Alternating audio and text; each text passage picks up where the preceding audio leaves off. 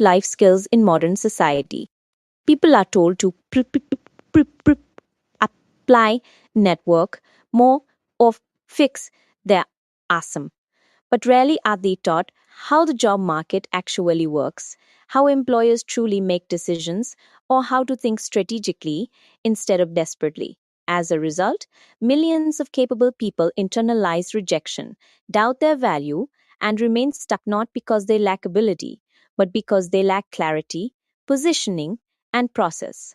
The first truth every job seeker must understand is this: the job market is not fair, but it is predictable. Employers do not hire the best candidate in a moral sense. They hire the candidate who reduces their risk the fastest. Risk is the invisible force behind every hiring decision. Risk of wasted time, risk of poor performance, risk of turnover, risk of conflict, risk of customer dissatisfaction. Every awesome interview and background check exists to answer one question: is this person a safe bet? Once you understand that, job searching stops feeling personal and starts feeling strategic. Most job seekers begin their search emotionally. They search when they are desperate, angry, scared, or exhausted.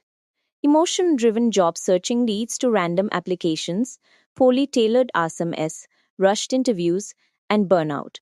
Strategic job searching begins with mindset. You are not begging for work, you are offering value. You are not competing against the entire world. You are positioning yourself for the right opportunity at the right moment. One of the biggest mistakes job seekers make is believing that more applications equal more opportunities. Quantity of productive, but relevance is what creates traction. Employers receive hundreds of applications for many roles. They do not carefully review all of them. They scan, they filter, they eliminate quickly. If your awesome does not clearly communicate fit within seconds, it disappears. This is not cruelty, it is volume. That means your job is not to apply everywhere. Your job is to apply intelligently. Effective job searching starts with understanding yourself before engaging the market. You need clarity on three things: what you can realistically do, what you are willing to do, and what you should avoid doing. Many people apply for jobs they do not actually want, jobs that conflict with their schedule, values, or physical limits, simply because they feel pressure to accept anything. This leads to short tenures, dissatisfaction, and repeated job searching cycles. The job is not just income, it is time, energy, and identity. Choosing poorly costs more than waiting slightly longer to choose well. That does not mean being unrealistic, it means being honest. Once you have clarity, you need to translate it into employer language. Job seekers often describe themselves using internal logic: how hard they work, how much they care, how motivated they are. Employers care about outcomes. Can you show up on time? Can you learn quickly? Can you handle pressure? Can you work with others? Can you follow instructions? Can you solve problems without constant supervision? These traits matter across industries more than specific technical skills. This is why transferable skills are so powerful. A warehouse worker who understands safety, efficiency, teamwork, and accountability can succeed in logistics, manufacturing, facilities, and operations roles. Customer service representative who manages conflict, communicates clearly, and handles systems can transition into healthcare admin, call centers, financial services, or retail management. Job titles change, skills travel, but transferable skills must be translated. Employers do not assume. If you do not explain how your experience applies, they will not connect the dots for you. Surveys exist to earn interviews, not jobs. Interviews exist to earn trust, not approval. Many job seekers confuse these stages. They treat resumes like autobiographies and interviews like interrogations. Both should be treated as conversations focused on alignment. A strong resume is clear, not clever. It is specific, not vague. It prioritizes relevance over completeness. Employers do not need to know everything you have ever done. They need to know what you can do for them. This means tailoring matters. awesome that works for one row may fail for another. Small adjustments, keywords, reordered bullet points, emphasized achievements can dramatically change outcomes. Online applications alone are rarely enough. Most hires still happen through some form of human connection: referrals, job fairs, networking events, internal recommendations. This does not mean you need to know someone important. It means you need to be visible. Visibility comes from showing up where employers are, not just where job postings live. Career fairs, hiring events, industry meetups, workforce programs, alumni networks, and even volunteering create proximity. Proximity creates familiarity. Familiarity reduces risk. Networking is not asking for favors. Networking is building context. When someone can put a face, voice, and personality to a awesome, your chances increase. This is why job fairs work. Employers can assess attitude, communication, and presence immediately. A candidate who makes a strong impression in person can bypass automated filters entirely. Interviews are where mindset matters most. Many job seekers enter interviews trying to impress, performing instead of connecting. Employers are not looking for perfection. They are looking for reliability, honesty, and fit. When you exaggerate, dodge questions, or pretend to know things you do not, experienced interviewers notice. Trust erodes quickly. A successful interview is not about saying the right thing. It is about answering clearly, listening carefully, and demonstrating self awareness. When asked about weaknesses, acknowledge something real and show how you manage it. When asked about experience gaps, explain them confidently and redirect to strengths. When asked behavioral questions, give concrete examples. Stories stick. Generalities fade. Job searching also requires resilience. Rejection is part of the process, not evidence of failure. Many roles are filled internally, paused due to budget changes, or reshaped mid search. Sometimes the no has nothing to do with you. The only way to guarantee failure is to stop. However, persistence without reflection becomes wasted effort.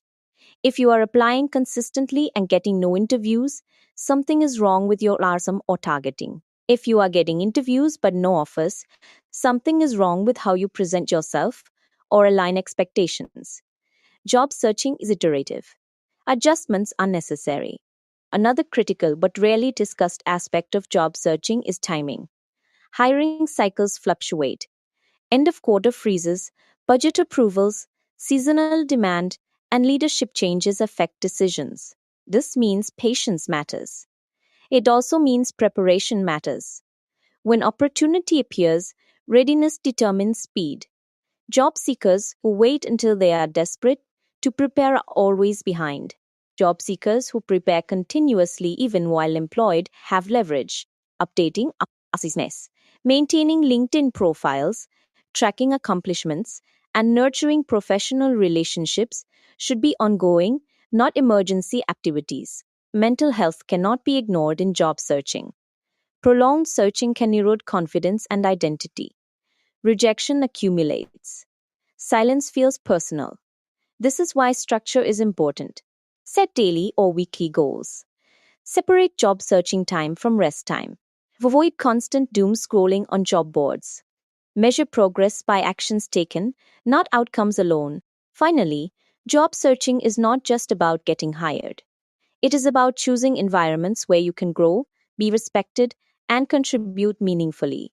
A job that harms your health, values, or stability is not success. Employment should support life, not consume it. The goal is not just to work. The goal is to build momentum, dignity, and opportunity.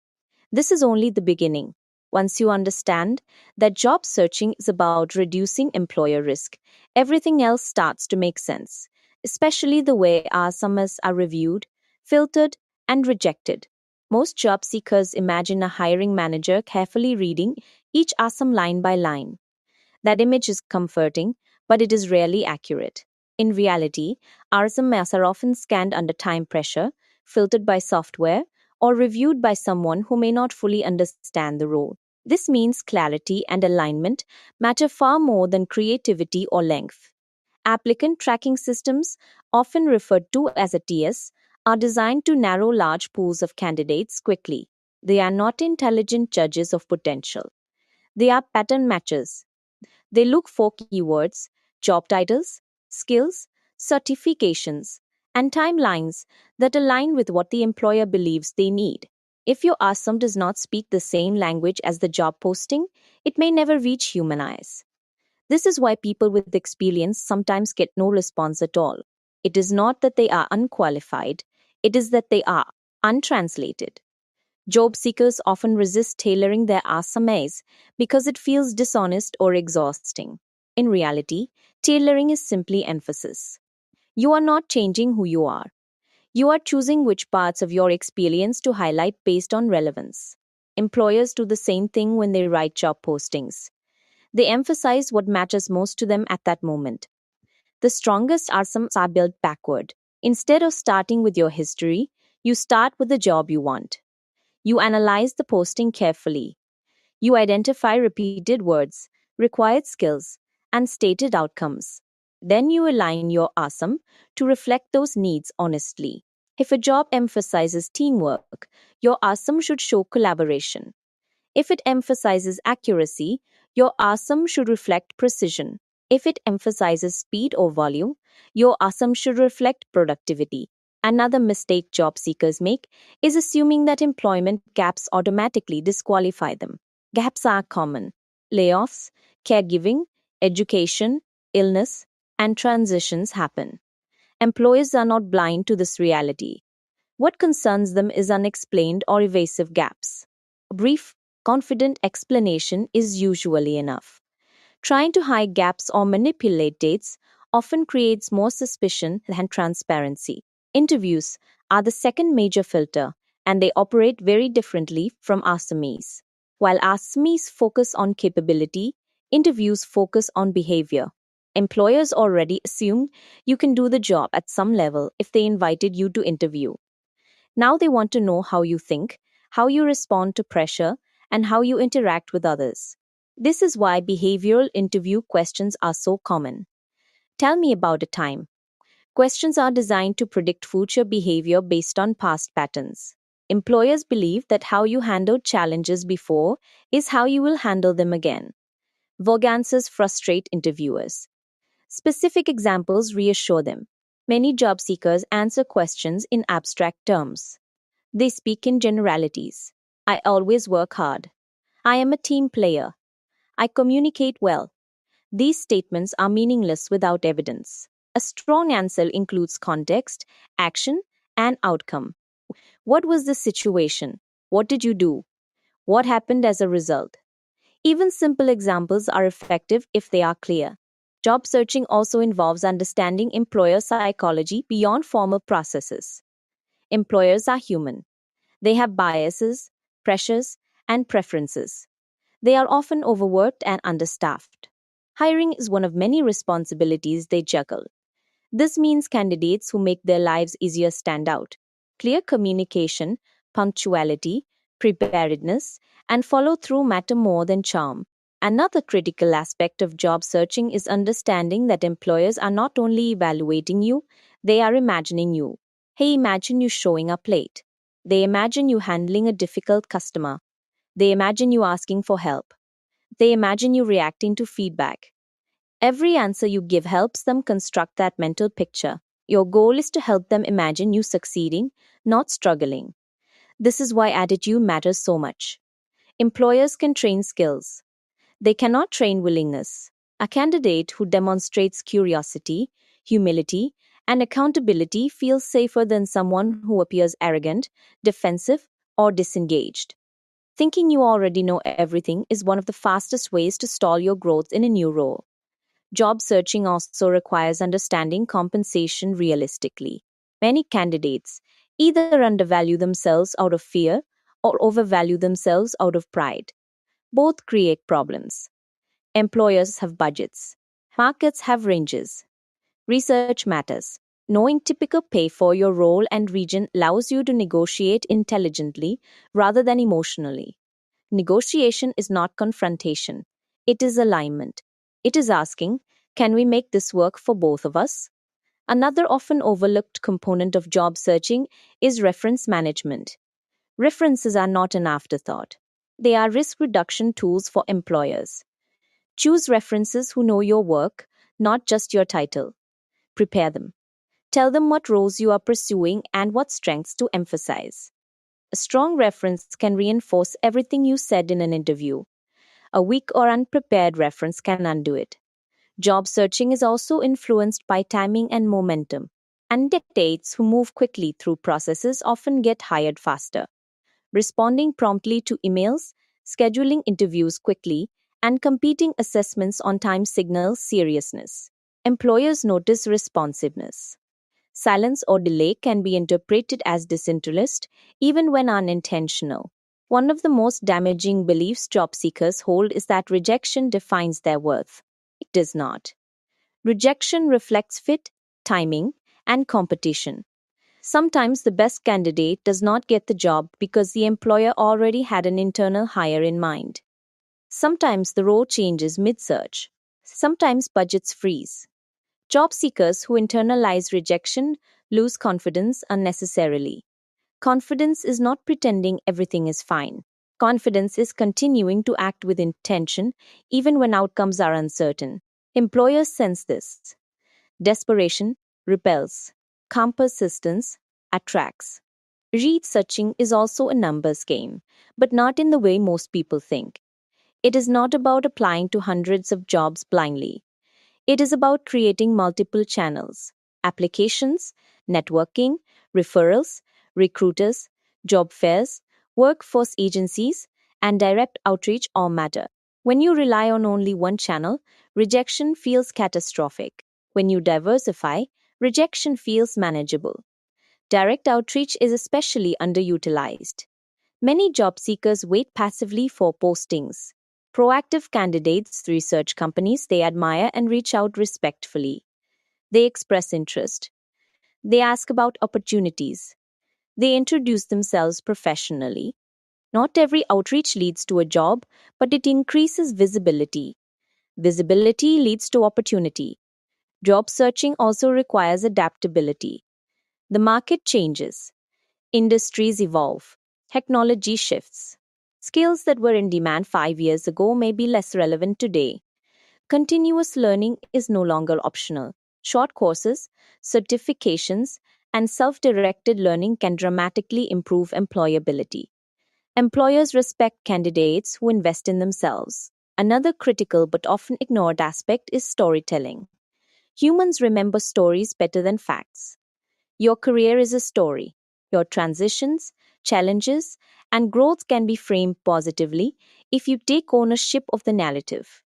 You are not defined by what happened to you. You are defined by how you responded. Job searching is also about patience without complacency. Some searches take longer than expected. This does not mean you stop trying. It means you refine strategy. It means you seek feedback. It means you adjust expectations without abandoning standards. Support matters. Job searching alone is isolating. Seeking guidance from career counselors, mentors, workforce organizations, and peers can provide perspective and accountability.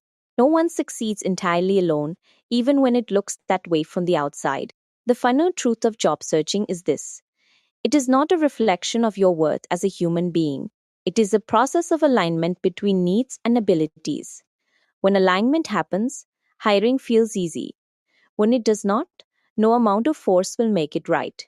Understanding this protects your confidence, preserves your dignity, and keeps you moving forward intelligently rather than emotionally. One of the most misunderstood elements of job searching is networking.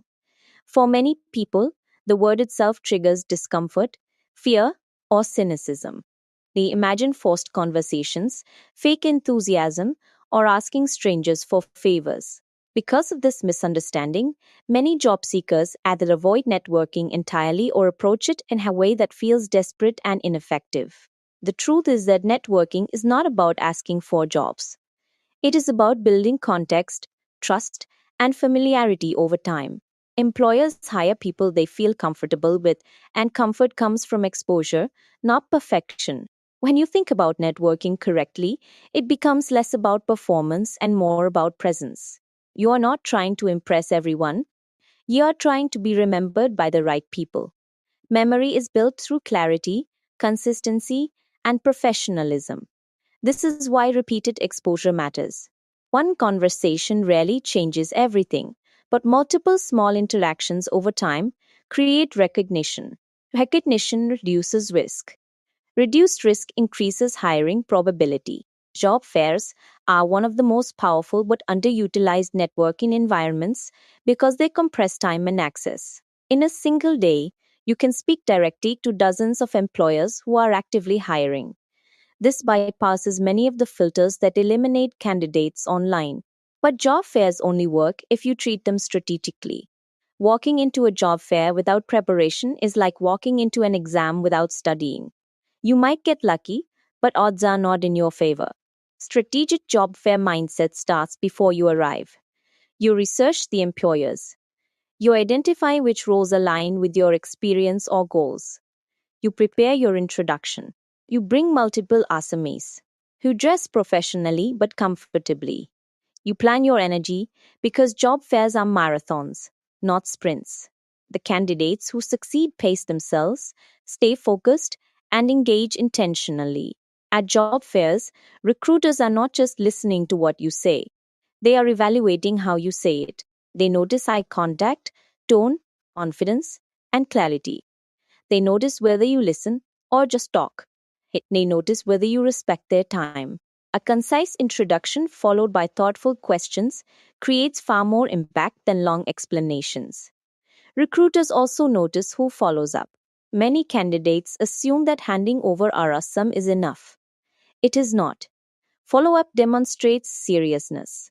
Brief thank you email or message that references the conversation reinforces memory. Recruiters are human. They forget. Follow up reminds them why you stood out. Understanding recruiter behavior is another critical component of effective job searching. Recruiters are often misunderstood as gatekeepers who exist to block candidates. In reality, most recruiters are under pressure to fill roles quickly and accurately. Their success is measured by placements, retention, and satisfaction. They want candidates to succeed because their reputation depends on it. However, they must balance candidate advocacy with employer expectations. Recruiters often manage dozens of roles simultaneously. This means they prioritize candidates who are responsive, clear, and prepared. If you delay responses, miss calls, or appear uncertain, recruiters may move on, not out of malice, but out of necessity. Speed matters. Another important truth is that recruiters work for employers, not candidates. This does not mean they are against you, but it does mean their loyalty is to the client's needs. When a recruiter asks probing questions, they are not judging you personally. They are assessing fit and risk. Honesty matters. Exaggeration often backfires because recruiters know what employers will verify. Job offers are not decided in isolation. They are the result of comparison. Employers compare candidates not just on skill, but on perceived reliability, attitude, and alignment. Sometimes, a less experienced candidate is chosen over a more experienced one because they feel easier to train or more adaptable. This is not unfair, it is strategic from the employer's perspective. Understanding this helps job seekers stop taking outcomes personally. Hiring decisions are rarely about who is best in an absolute sense. They are about who fits the current moment, team, and challenge. Another overlooked aspect of job searching is internal branding. How you present yourself consistently across platforms matters. Your awesome LinkedIn profile, interview responses, and references should tell the same story. Inconsistencies create doubt. Consistency builds trust. LinkedIn, in particular, is often underutilized by job seekers. Many treat it as an online ask and nothing more. In reality, LinkedIn is a visibility tool. Recruiters search it constantly. Your headline, summary, and experience sections should clearly communicate what you do and what you offer. Vague headlines reduce discoverability. Specificity increases it. Job searching also involves managing expectations around timelines. Hiring processes often take longer than candidates expect. Delays do not always mean disinterest. Internal approvals, scheduling conflicts, and budget reviews slow things down. This is why follow up should be polite and spaced appropriately. Persistence without pressure is an art. Another critical mindset shift involves understanding rejection as information. Each rejection contains data, even when feedback is minimal. Patterns matter. If you notice consistent drop off points, adjust. Job searching is a feedback loop. Those who learn fastest succeed fastest. It is also important to understand that job searching is influenced by macro factors beyond individual control. Economic conditions, industry shifts, technological changes, and organizational restructuring affect hiring. Blaming yourself for market conditions is unfair and counterproductive. Focus on what you can control: preparation, clarity, effort, and adaptability. Job searching requires emotional regulation. There will be highs and lows. Efforts may fall through. Promising leads may disappear. Maintaining emotional balance protects your decision making. Desperation leads to poor choices. Patience allows for better alignment. Another critical skill is saying no. Not every offer is a good offer. Accepting a role that conflicts with your values, health, or long term goals can create more problems than it solves. Financial reality matters, but so does sustainability. Evaluate offers holistically. At the same time, perfectionism can delay progress. Waiting for the perfect job can lead to stagnation. Balance is key. Consider whether a role moves you forward, even if it is not ideal. Momentum creates opportunity. Job searching is also about learning to advocate for yourself respectfully. Asking questions about pay, schedules, expectations, and growth is not entitlement. It is due diligence. Employers respect candidates who ask thoughtful questions because it signals seriousness. Another often ignored component is onboarding readiness. Employers are more likely to hire candidates who appear ready to start smoothly. This includes having documentation prepared, availability clarified, and logistical issues addressed. Reducing friction increases appeal. Finally, job searching is not a one time event, it is a lifelong skill. Careers evolve, roles change, organizations shift. The ability to navigate the job market intelligently is an asset that compounds over time. Those who master it experience less fear during transitions and more confidence in their ability to adapt. Job searching, at its core, is about alignment, communication, and resilience. When you understand how the system works, you stop blaming yourself and start positioning yourself. That shift changes everything. Interviews are where many job searches stall, not because candidates lack ability, but because they misunderstand what interviews are actually for. An interview is not an exam. It is not a performance. It is not a test of worth. An interview is a structured risk assessment conversation. Employers are asking themselves, often unconsciously, can I trust this person in our environment, with our people, under our pressure? Everything else is secondary. When job seekers approach interviews as performances, they tend to over-prepare scripts, exaggerate strengths, and avoid vulnerability. This creates tension. Employers sense when answers are rehearsed instead of lived. Thinking like a strong candidate means shifting from trying to impress to trying to align. Alignment feels calmer. Alignment feels honest. Alignment builds trust. Preparation still matters, but preparation should focus on clarity, not memorization. You should know your story, your strengths, your boundaries, and your direction. You should be able to explain what you do, what you have done, what you are learning, and what you want next. If you cannot articulate these clearly, interviews become stressful because you are searching for answers in real time. One of the most powerful interview skills is listening. Many candidates are so focused on what they plan to say next that they miss what is actually being asked. Employers notice this. Listening carefully allows you to answer precisely instead of generally. Precision signals competence. Another critical interview skill is emotional regulation. Interviews create pressure. Heart rates increase. Thoughts race. The candidates who perform best are not the ones who feel no anxiety, but the ones who manage it. Slowing your breathing, pausing before answering, and allowing silence when thinking are signs of composure, not weakness. Employers associate calm with reliability. Interview questions often feel repetitive or vague, but they are designed to reveal patterns. When asked about challenges, employers are not trying to trap you. They are trying to understand how you respond when things do not go as planned. Do you blame others? Do you avoid responsibility? Do you learn? Do you adapt? Your framing matters. A common mistake is oversharing negativity. Speaking poorly about past employers, managers, or coworkers raises red flags even when complaints are justified. Employers worry that you will speak about them the same way. Professional framing protects you. Focus on what you learned, what you are seeking now, and why you are moving forward. Another frequent error is underselling. Some candidates believe humility requires minimizing achievements. This can be damaging. Employers cannot assume what you do not say. If you solve problems, improved processes, supported teams, or handled responsibility, say so calmly and factually. Confidence does not require arrogance. Offer evaluation is another area where job seekers struggle. Receiving an offer feels validating, especially after a long search. This emotional relief can cloud judgment. It is important to slow down and evaluate offers objectively. Compensation matters, but it is not the only factor.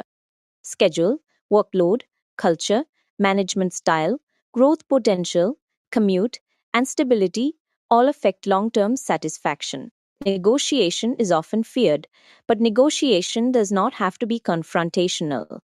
It can be collaborative. The key is timing and tone. Express appreciation for the offer. Ask questions. Share relevant information. Be realistic. Employers expect some negotiation, especially for experienced roles. Silence or immediate acceptance is not always interpreted as loyalty. Sometimes it is interpreted as lack of awareness. At the same time, not every offer has flexibility. Smaller organizations or entry level roles may have fixed structures. Understanding when to negotiate and when to accept is part of strategic job searching. If compensation is non negotiable but growth opportunities are strong, that may still be a smart move. Avoiding common career traps is as important as getting hired.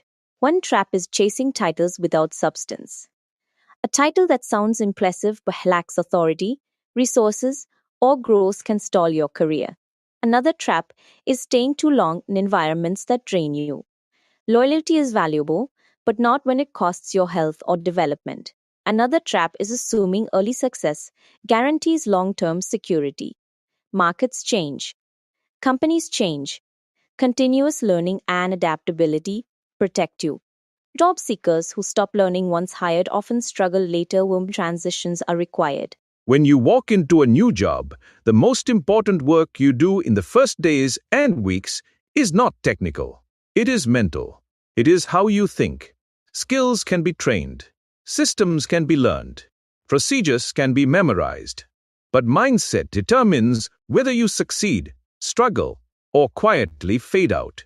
Thinking like a new employee means understanding that you are entering an environment where trust has not yet been earned, expectations are not yet clear to you, and assumptions will be made about who you are based on how you behave when no one is explaining things to you. The first thing you must understand is that you are not starting from zero, but you are starting from neutral. Your past experience matters, but it does not give you authority in a new workplace. Employers respect experience, but they reward alignment. A new employee who constantly compares the new job to the old job creates friction immediately. Even if the comparison is valid, even if the old way truly was better, your role at the beginning is not to fix the organization. Your role is to learn it. When you think like a new employee, You temporarily put your ego on pause. You observe before you suggest. You listen before you correct. You understand before you optimize. Thinking like a new employee means accepting that confusion is normal.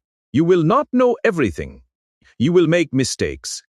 You will misunderstand instructions. The difference between successful new hires and unsuccessful ones is not intelligence. His response. Successful new employees ask clarifying questions early instead of guessing. They repeat instructions back to confirm understanding. They admit when they do not know something instead of pretending. Employers do not expect perfection. They expect honesty and effort. Silence, avoidance, and guessing are far more damaging than asking for clarification. Another key shift in thinking is recognizing that your job description is only a starting point. The written description outlines tasks, but your real job is to solve problems within your role. Employers hire to reduce pain. They hire to fill gaps. They hire to stabilize operations. When you think like a new employee, you look beyond, is this my job? And ask, does this help the team? That does not mean being exploited or taking on inappropriate work, but it does mean understanding that reliability and willingness are noticed long before promotions are discussed. People who think like owners, even in small ways, stand out. Time awareness is another critical mindset. As a new employee, your time is being evaluated even when no one says anything. Showing up early, being ready to work at the start of your shift, returning from breaks on time, and completing tasks within expected time frames sends a powerful message. You may think these things are basic, but they are not universal. Consistency builds trust faster than charisma. When managers decide who to train, who to recommend, and who to protect during tough decisions, they often choose the person who shows up reliably and manages time well. Thinking like a new employee also means understanding workplace or communication norms. Every workplace has an unspoken language. How people email, how they speak to supervisors, how they escalate problems, how they ask for help. Pay attention to tone, pacing, and formality. If everyone sends short, direct emails, do not send long emotional messages. If meetings are brief and focused, do not dominate the conversation. Adaptation is not losing yourself. It is learning how to operate effectively within a system. Once you earn credibility, you will have more flexibility in how you express yourself. One of the most important mental shifts is understanding that feedback is not a personal attack. New employees often struggle because they interpret correction as rejection. When a supervisor corrects you, they are investing in you. They are saying, I want you to succeed here. The employees who fail are often the ones who become defensive, withdrawn, or resentful when corrected. Thinking like a new employee means separating your identity from your actions. You are not your mistake. You are someone learning a role. Receive feedback calmly. Apply it quickly. Thank the person who gave it. This builds a reputation for coachability, which is one of the most valued traits in any workplace. Another mental adjustment involves understanding visibility. As a new employee, you are more visible than you think. People notice how you talk about your job, how you talk about coworkers, and how you talk about the company. Complaining early, even casually, creates negative impression that is hard to reverse. This does not mean pretending everything is perfect. It means choosing professionalism while you learn. Venting to the wrong person can damage trust quickly. Thinking like a new employee means protecting your reputation while it is still forming. You must also learn to manage expectations internally. A new job often comes with excitement and pressure. You want to prove yourself quickly, but growth takes time. You will not master everything in the first month. Set realistic internal goals. Learn names, understand workflows, master one core task at a time. Celebrate progress quietly. Do not rush competence. Employers can sense when someone is cutting corners to appear capable. Slow, steady improvement builds far more confidence than flashy but inconsistent performance. Thinking like a new employee also means understanding hierarchy and decision-making authority. Not every problem needs to be escalated to the highest level. Not every idea needs to be shared immediately. Learn who decides what. Learn who influences decisions. Learn who mentors and who evaluates. This is not politics. It is organizational awareness. People who understand structure move more effectively within it. Respect is another cornerstone of the new employee mindset. Respect is shown through listening, punctuality, preparation, and follow-through. You may not agree with every policy or personality, but professionalism is not conditional on agreement. Treating everyone with respect, especially those whose roles are different from yours, builds allies across the organization. Many careers stall not because of lack of skill, but because of damaged relationships. Thinking like a new employee also requires patience with culture. Culture is not learned in onboarding. It is learned over time. Observe how success is recognized. Observe how mistakes are handled. Observe what behaviors are rewarded and which are discouraged. Align your actions accordingly. You can influence culture later, but first you must understand it. Another powerful mindset shift is realizing that your attitude is part of your job performance. Employers notice energy. They notice engagement. They notice effort. Even on difficult days, maintaining a solution-oriented mindset makes a difference. This does not mean suppressing emotions. It means channeling them productively. When something goes wrong, ask, what is the next best step? Instead of, whose fault is this? As a new employee, you should also think about documentation. Take notes. Write things down. Create your own reference guides. This shows initiative and reduces repeated questions. It also signals that you take your role seriously. Over time, these notes become a valuable resource that increases your efficiency and confidence. One of the most overlooked aspects of thinking like a new employee is self-care. Starting a new job is mentally and emotionally taxing. You are learning, adapting, and performing all at once. Get enough rest. Eat properly. Manage stress. A burned-out new employee struggles necessarily. Employers want sustainable performance, not short bursts followed by burnout.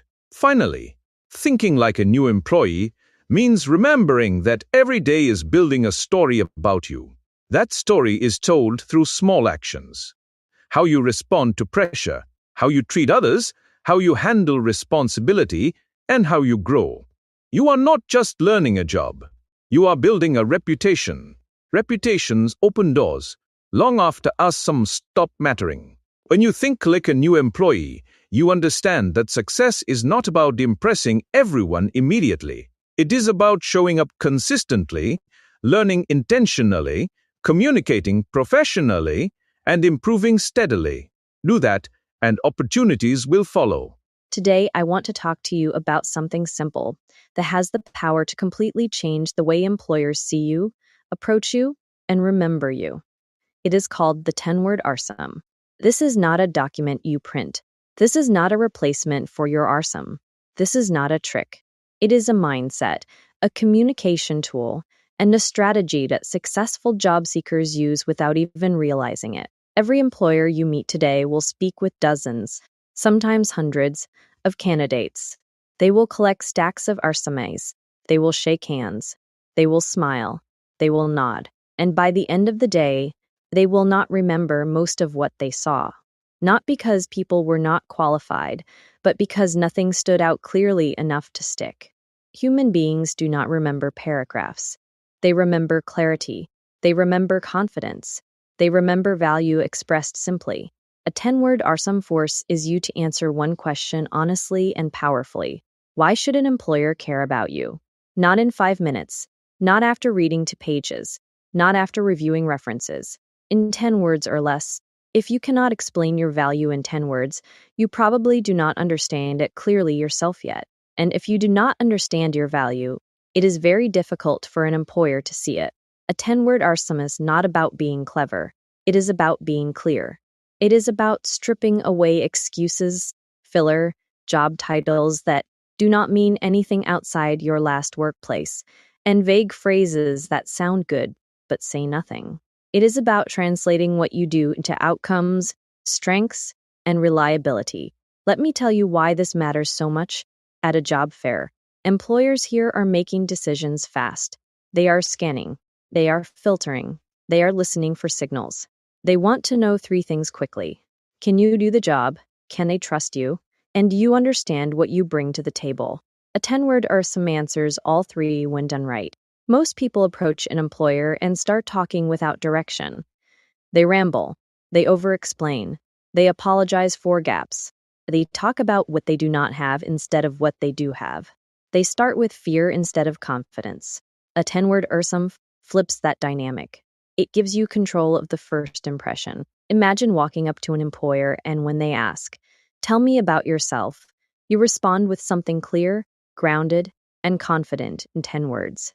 Not memorized in a robotic way, but owned. Something that sounds like you. Something that reflects truth. For example, reliable warehouse associate with 5 years experience meeting productivity and safety goals. That is 10 words. It tells me what you do, how long you have done it, and what kind of worker you are. Or certified medical assistant skilled in patient care, documentation, and fast-paced clinics. Clear, focused, professional, or entry-level IT technician, strong in troubleshooting, customer service, and learning quickly. That tells an employer exactly how to place you mentally. NMB be very clear about what a 10-word RSUM is not. It is not your job title alone. Forklift driver. That tells me nothing. It is not generic fluff like hardworking team player. Everyone says that. It is not a wish. Looking for an opportunity. Employers are not here to fulfill wishes. They are here to solve problems. A 10-word RSUM should describe value, not need. This is especially important for job seekers who feel disadvantaged, entry-level candidates, career changers, people who were laid off, people returning to the workforce, veterans transitioning to civilian roles. You may feel like your story is complicated, and it might be, but your value does not have to be complicated. If you are entry-level, your 10-word RSUM might focus on reliability, learning ability, and attitude. Employers hire potential every day. They just want to see it clearly. If you were laid off, your 10-word RSUM should not include the word laid off. That is context, not value. Focus on what you know how to do and what you have done well. If you are changing careers, your 10-word RSUM should bridge skills. Skills transfer even when job titles do not. If you are a veteran, your 10-word RSUM should translate military experience into civilian outcomes. Leadership, logistics, discipline, systems, safety, accountability. Employers value those things when they understand them. Here's another reason 10-word RSUMs matter. Employers will often ask follow-up questions based on what you say first. If your first statement is unclear, they do not know what to ask next. If your first statement is strong, they will lean in and ask the right questions. You are guiding the conversation. 10-word RSUM also help with confidence. Confidence does not come from pretending. It comes from clarity. When you know what to say, you do not panic. When you do not panic, you listen better. When you listen better, you respond better. Employers feel that. Now let us talk about how to build your 10-word RSUM properly. Start by identifying what you actually do or what role you are targeting, not 5 roles, one primary direction. You can adjust your 10 words depending on the employer, but you should always know your core. Next, identify 1 or 2 strengths that genuinely describe you, not aspirational traits, real ones. Accuracy, speed, customer service, problem solving, safety, organization, leadership, learning, reliability. Then, if possible, include experience level or outcome, years of experience, certifications, results. environments you have worked in. Then cut everything unnecessary: articles, extra adjectives, fancy words. 10 words forces discipline. This process is uncomfortable for some people because it removes hiding places. You cannot hide behind long explanations. But that discomfort is where growth happens. Once you have your 10-wordism, you practice it. You say it out loud. You make sure it sounds natural. You make sure it sounds like you, not a robot or a commercial. You do not rush it. You do not whisper it. You own it. And then something interesting happens. Employers start responding differently. Conversations become focused. You stop feeling invisible. You stop feeling like you are competing with everyone else. You become specific. Specific beats generic every time. I want to address a fear some of you may have. You may be thinking, what if my 10 words are not enough? They are not meant to be enough. They are meant to open the door. Your arsum, your experience, your personality, your work ethic, all of that comes after. But if the door does not open, none of that matters. Think of your 10-word or some like a headline. If the headline is boring or confusing, no one reads the article. If the headline is clear and relevant, people lean in. Another powerful benefit of 10-word arsum is memory. Employers will remember you. At the end of the day, when they sit down and review candidates, they will say things like, there was that warehouse associate who emphasized safety and productivity, or there was that customer service candidate who talked about resolving issues quickly. They may not remember your name yet, but they remember your value. That is how callbacks happen. 10-word RSMS also keep you from oversharing. Oversharing can hurt you. Employers do not need to hear everything you have been through. They need to know what you can do for them. There is a time for deeper conversations. The first interaction is not that time. Let me say this directly. You do not need to convince an employer to feel sorry for you. You need to show them you are useful, capable, and reliable. 10 words does that when chosen wisely. Now imagine if every job seeker here today walked up to employers with clarity instead of confusion. Imagine the energy shift. Imagine how many more meaningful conversations would happen. Imagine how many more interviews would be scheduled. This is why I want you to use today not just to apply, but to practice. Practice your 10-word RSUM with multiple employers. Pay attention to how they react. Adjust if needed. Refine. Grow stronger with each conversation. And here is the most important part. A 10-word RSUM is not just for today. It becomes your foundation. It helps you answer interview questions. It helps you update your RSUM. It helps you write LinkedIn and headlines. It helps you network. It helps you explain your career to yourself. Clarity compounds. You are not here by accident. You are here because you want something better. Employers are here because they need people like you. A 10-word RSUM is one of the simplest tools you can use to bridge that gap. So before you leave today, I want each of you to know your 10 words.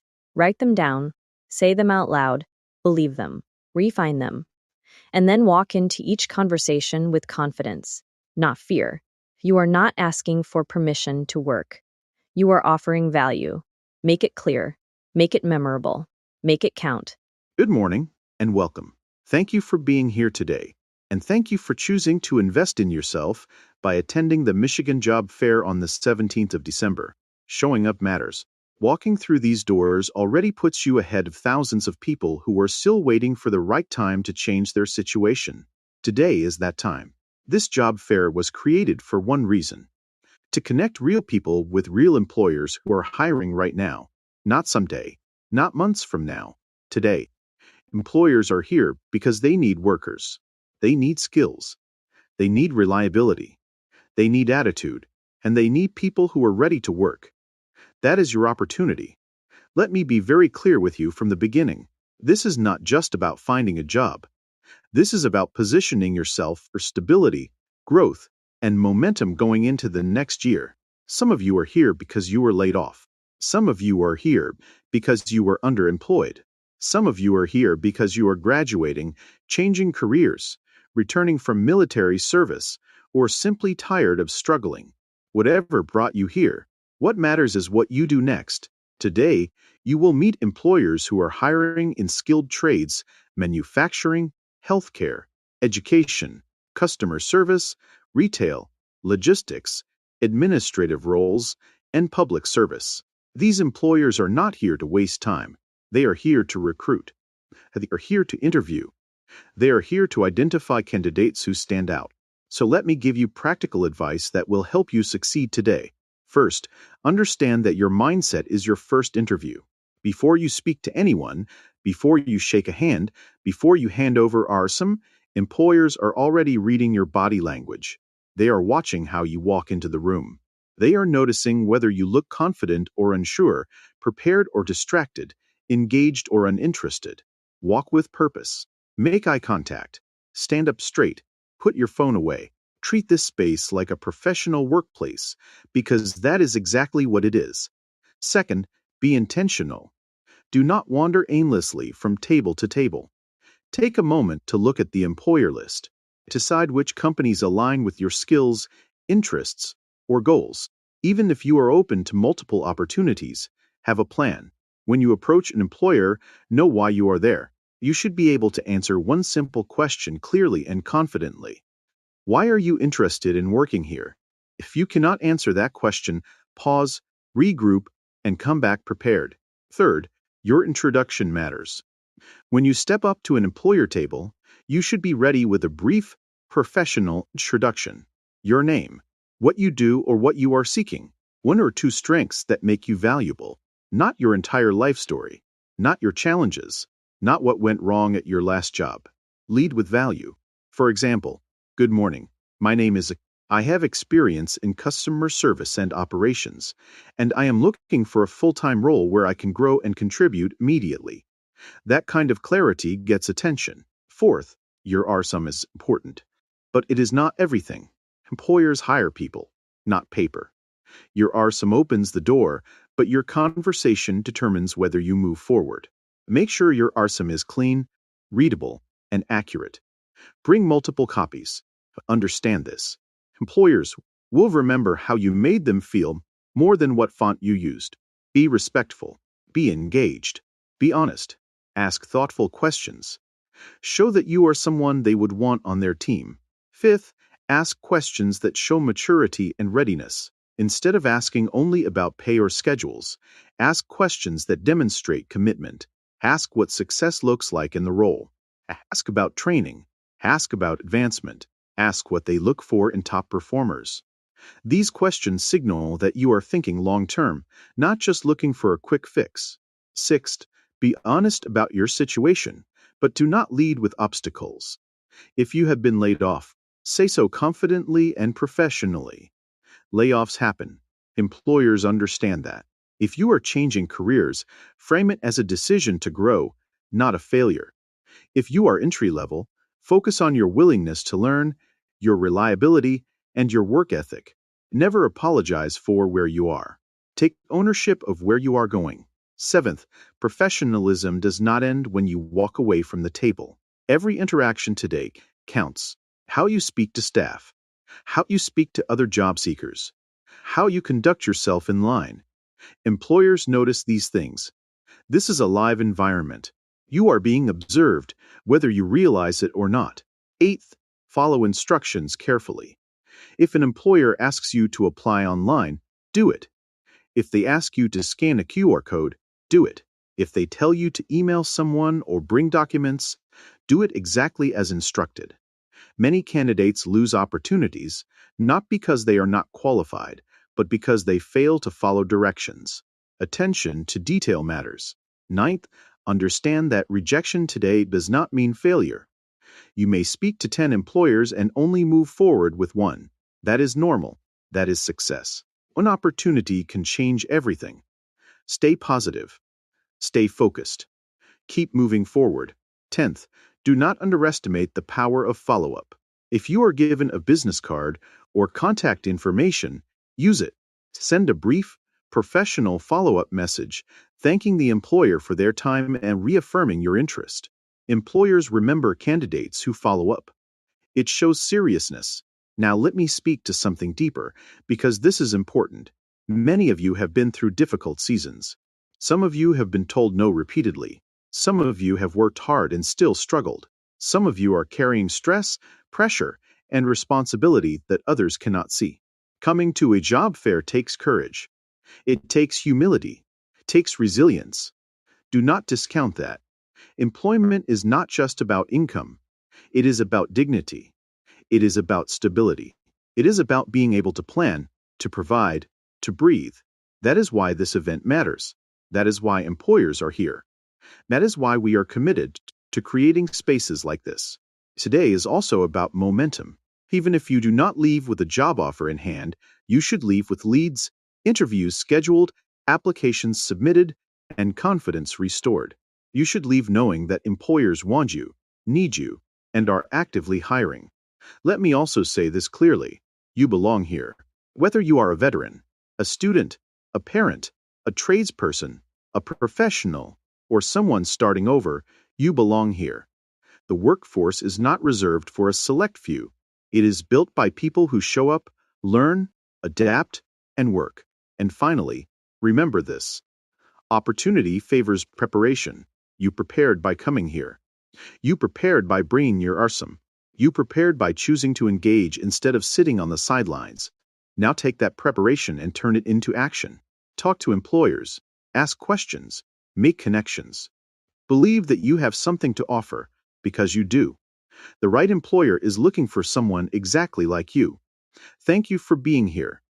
Thank you for taking this step. I wish you success today at the job fair, and I hope that when you leave, you do so feeling closer to achieving the career and future you truly deserve, equipped with new connections and opportunities. Fair. Welcome, everyone, to a special episode where we're really digging into something incredibly timely and impactful for our listeners across Michigan and beyond. We're talking about a major regional hiring event that's just around the corner, and honestly, it feels like it's going to set the tone for the job market as we head into a new year. Robert, you ready to dive into the Michigan Job Fair? Absolutely, Amber. I've been looking forward to this one. This isn't just any job fair. It's shaping up to be one of Michigan's most influential hiring experiences. We're talking about the JobFairGiant.com event happening on December 17th, 2025, right there at the Radisson Hotel in Southfield. Mark your calendars because it's running from 9 a.m. to 3 p.m., and trust me, you don't want to miss it. It's truly a year-end opportunity hub. A year-end opportunity hub. I love that description, and it really encapsulates what this event is about. It's not just a place where you submit a resume and hope for the best. This is about real connections. You've got hiring managers, skilled professionals, people looking to change careers, and even new graduates all under one roof. That's a powerful combination, isn't it? It really is, and I think that's why JobFairGiant.com has earned such a strong reputation. They're not just facilitating introductions, they're creating an ecosystem where meaningful career advancements can happen. It's about more than just filling a vacancy. It's about aligning talent with opportunity and doing it efficiently before the end of the year. For employers, it's a strategic move to lock in talent before the new budget cycles and hiring freezes kick in for the holidays. Exactly. Let's talk about the scope here, because when we say major regional hiring event, we mean it. What kind of employers and careers are we talking about? Because I know a lot of people might assume it's just one or two specific sectors, but this sounds much broader. It's incredibly broad, Amber. When you look at the landscape of Metro Detroit, you see a really diverse economy. This fair reflects that perfectly. We're talking about high-demand fields like skilled trades, think electricians, plumbers, machinists, which are always in need. Then there's manufacturing, which is the backbone of our state, logistics and supply chain roles, healthcare, which is constantly growing, and obviously, IT is huge, right? Oh, IT is massive. From software development to cybersecurity, the need there just never seems to slow down. But it's not just the tech-heavy stuff, is it? We're also talking about roles that many people might overlook but are absolutely essential for any business to run. Spot on. You've got customer service roles, which are the front line of any company, administrative support positions that keep everything organized and efficient, and then, of course, management roles across all these different sectors. So whether you're just starting out, looking to pivot, or you're a seasoned professional seeking a leadership position, there's genuinely something for almost everyone. It's a testament to the diverse needs of Michigan's economy. That's fantastic. I think one of the biggest questions people often have in this digital age is, why are in-person hiring events still so effective?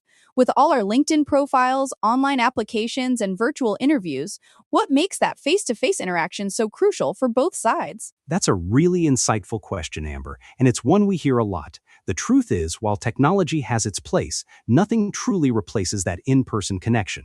For employers, it's an opportunity to really gauge a candidate's communication skills, their personality, their enthusiasm, those soft skills that are so hard to convey through a screen or a resume. It's about seeing if they're a cultural fit for the team. You get a much better read on someone in a 5-minute face-to-face chat than you do from a dozen emails. Yeah, it's that intangible vibe that you just can't get otherwise. You can tell if someone lights up when they talk about their work, or if they genuinely connect with your company's mission. And from the job seeker's perspective, I imagine it's equally valuable, right? It's not just about them being judged, but about them judging the company too. Absolutely. For job seekers, it's a chance to get a feel for the company culture, to ask direct questions to hiring managers that you might not get answered in an online FAQ, and to really understand the day-to-day of a role. It shows initiative, and it allows them to put a face to the resume. They can present themselves as a whole person, not just a list of bullet points. Plus, you're not just sending your resume into the void. You're handing it directly to the person who could be your next boss. That's a huge psychological boost, I think, for job seekers. It can be so demoralizing to apply to dozens of places online and hear nothing back. So, what can job seekers actually expect when they walk through those doors at the Radisson on December 17th? Are we talking about just dropping off resumes, or is there more to it? Oh, there's so much more. This is why I called it an opportunity hub. Job seekers can absolutely expect on-the-spot interviews. That's right, you could walk in, impress a hiring manager, and potentially walk out with a job offer or a second interview scheduled for the very next week. That's incredibly powerful, especially with the holidays coming up. Imagine securing a new role before the new year even begins. That's a game changer for many people, especially with the economic pressures we often see around the holidays. Beyond the direct interviews, are there other resources available to help people polish their presentation or career strategy? Absolutely. Many of these events, and Job Fair Giant is excellent at organizing this, will have resume review stations. This is a critical opportunity for immediate, professional feedback on your most important job hunting tool. Imagine having an expert tweak your resume right there and then, tailoring it to resonate even more with the employers you're about to speak with. There's also usually career guidance available, which can be invaluable for those navigating a career change or just looking for advice on their next steps. That's amazing. It's like a one-stop shop for job search success. So if I'm a job seeker and I'm thinking of attending, what are some of the absolute must-do preparation tips? What documents should I bring, and how can I really stand out in a potentially crowded environment? Great question, Amber, and preparation is key. First, definitely pre-register at JobFairGiant.com. It'll save you time at the door and get you important event updates. As for what to bring, a well-polished, up-to-date resume is non-negotiable. And don't just bring one copy. Bring at least 10 verheuersie. Tab and excitement smoke the hub. So not just a generic resume, but something that speaks to the specific industry or even the specific companies you're interested in. Precisely. If you know who's going to be there, do your homework. Research the companies that align with your career goals, understand their mission, their current projects, and what roles they're typically hiring for. This allows you to walk up to their booth with a more informed and targeted approach. Also, dress professionally. First impressions are everything. Even if it's a casual environment for some, it's still a job interview, so err on the side of professional attire. That makes total sense. Professional attire, targeted resumes, and research. Those are solid foundational steps. What about the actual interaction? How do you make those few minutes count when you're speaking with a hiring manager? It comes down to your elevator pitch. Have a concise, impactful summary of who you are, what you're looking for, and what unique value you bring to the table. Practice it. It shouldn't sound rehearsed, but it should be smooth and confident. Ask thoughtful questions about the company or the role that demonstrate your genuine interest and your research. And most importantly, follow up. Collect business cards and send personalized thank you notes or emails within 24 hours. This shows professionalism and keeps you top of mind. That follow-up tip is so often overlooked, but it can absolutely differentiate you. Now, switching gears slightly, for employers listening who might be thinking, we need to strengthen our talent pipeline, especially before year-end, how do they get involved with an event like this? How has JobFairGiant.com become such a trusted partner for companies? For employers, it's straightforward. They can register to participate by calling 734-956-4550. JobFairGiant.com has built its reputation by consistently delivering quality candidates and facilitating successful hires. They understand the nuances of the Michigan job market, and they work to attract a diverse pool of talent, from seasoned professionals to eager new graduates. Companies trust them because they see results. They're not just getting applicants, they're getting qualified, engaged candidates who are actively looking for opportunities. So they're really bridging that gap effectively. It's not just about quantity of applicants, but the quality and the fit, which saves employers so much time and resources in the long run. And for a year-end push, that's even more critical. They want to get people in the door and integrated before the next fiscal year. Precisely. And for many companies, the end of the year is a time to assess talent needs for the upcoming year, and even to utilize any remaining budget for recruitment. Having an event like this provides a focused, high-impact opportunity to meet those needs directly. It's about proactive talent acquisition rather than reactive hiring. That's a really good point. It's a strategic move for employers. And we talked about job seekers pre-registering for faster entry at JobFairGiant.com, which sounds like a no-brainer. Any other final thoughts for either side, whether you're hiring or looking to be hired, to really maximize their experience at this event? I'd say for job seekers, don't be afraid to put yourself out there. Be open to opportunities you might not have initially considered. Sometimes the best career moves come from unexpected conversations. For employers, be ready to sell your company as much as the candidates are selling themselves. Highlight your company culture, growth opportunities, and benefits. It's a two-way street. Absolutely. It really is about making those genuine connections. This Michigan Job Fair on December 17th at the Radisson Hotel in Southfield from 9 a.m. to 3 p.m., hosted by JobFairGiant.com, sounds like it's going to be an absolutely essential event. Whether you're looking for your next big opportunity or searching for the perfect addition to your team, this is where you need to be. It's more than just a job fair. It's a pivotal moment for Michigan's workforce. Could not agree more, Amber. It's a chance to really get a comprehensive, forward-looking view of what's happening in our state's job market. And if you're serious about making a move or making a hire before the new year, this is your golden ticket. Again, for employers, call 734-956-4550 to register. For job seekers, pre-register at JobFairGiant.com. It's that simple. Fantastic. Robert, this has been an incredibly informative discussion. It's exciting to see such a vibrant event happening right here in Michigan, helping connect talent with opportunity. To all our listeners, thank you for tuning in, and we hope you make the most of this incredible job fair. We'll catch you next time. Welcome, everyone, to the Job Fair Giant podcast.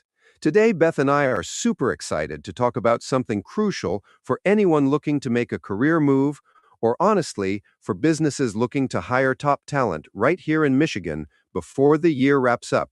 We're talking about the Michigan Job Fair. Absolutely, John. It's such an important event, especially as we head towards the end of the year. People are often thinking about new beginnings, new challenges, and what their next step might be.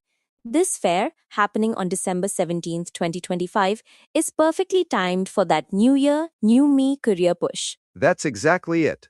So let's nail down the details right off the bat. Mark your calendars. December 17th, 2025.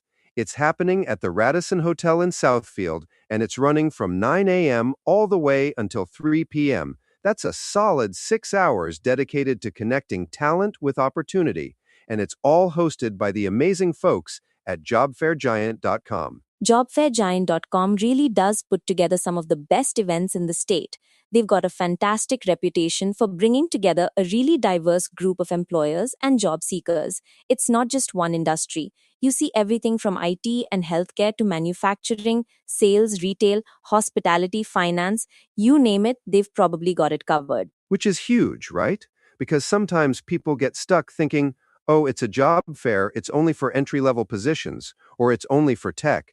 But what JobFairGiant.com consistently delivers is a broad spectrum, catering to almost every professional level and industry you can imagine. It makes it worthwhile for almost anyone looking. Definitely.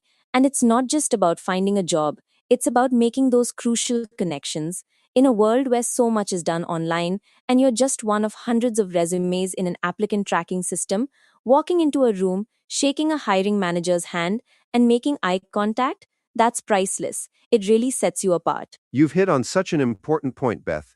That human element. I mean, we've all been there, right? Sending out dozens of applications online, feeling like you're yelling into the void. A job fair, especially one of this caliber, offers a direct line to decision makers. It's an immediate opportunity to showcase your personality and passion, not just your bullet points. Exactly. So let's talk about what job seekers can expect and how they can really make the most of this. First off, preparation is key. This isn't just a casual stroll. You want to treat it like a mini interview marathon. That means having multiple copies of your resume, polished and up to date, ready to hand out.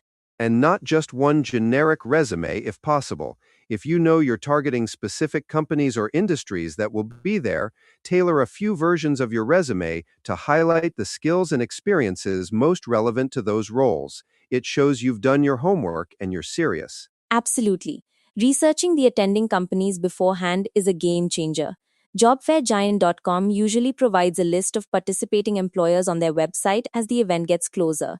Look them up, understand what they do, what their culture is like, and how your skills align. This will help you craft a more impactful elevator pitch. Ah, the elevator pitch. So crucial. You've got about 30 to 60 seconds to introduce yourself, explain what you're looking for, and why you're a great fit. Practice it until it sounds natural, not rehearsed. And make sure it highlights your unique value proposition, what makes you stand out. Then dress the part.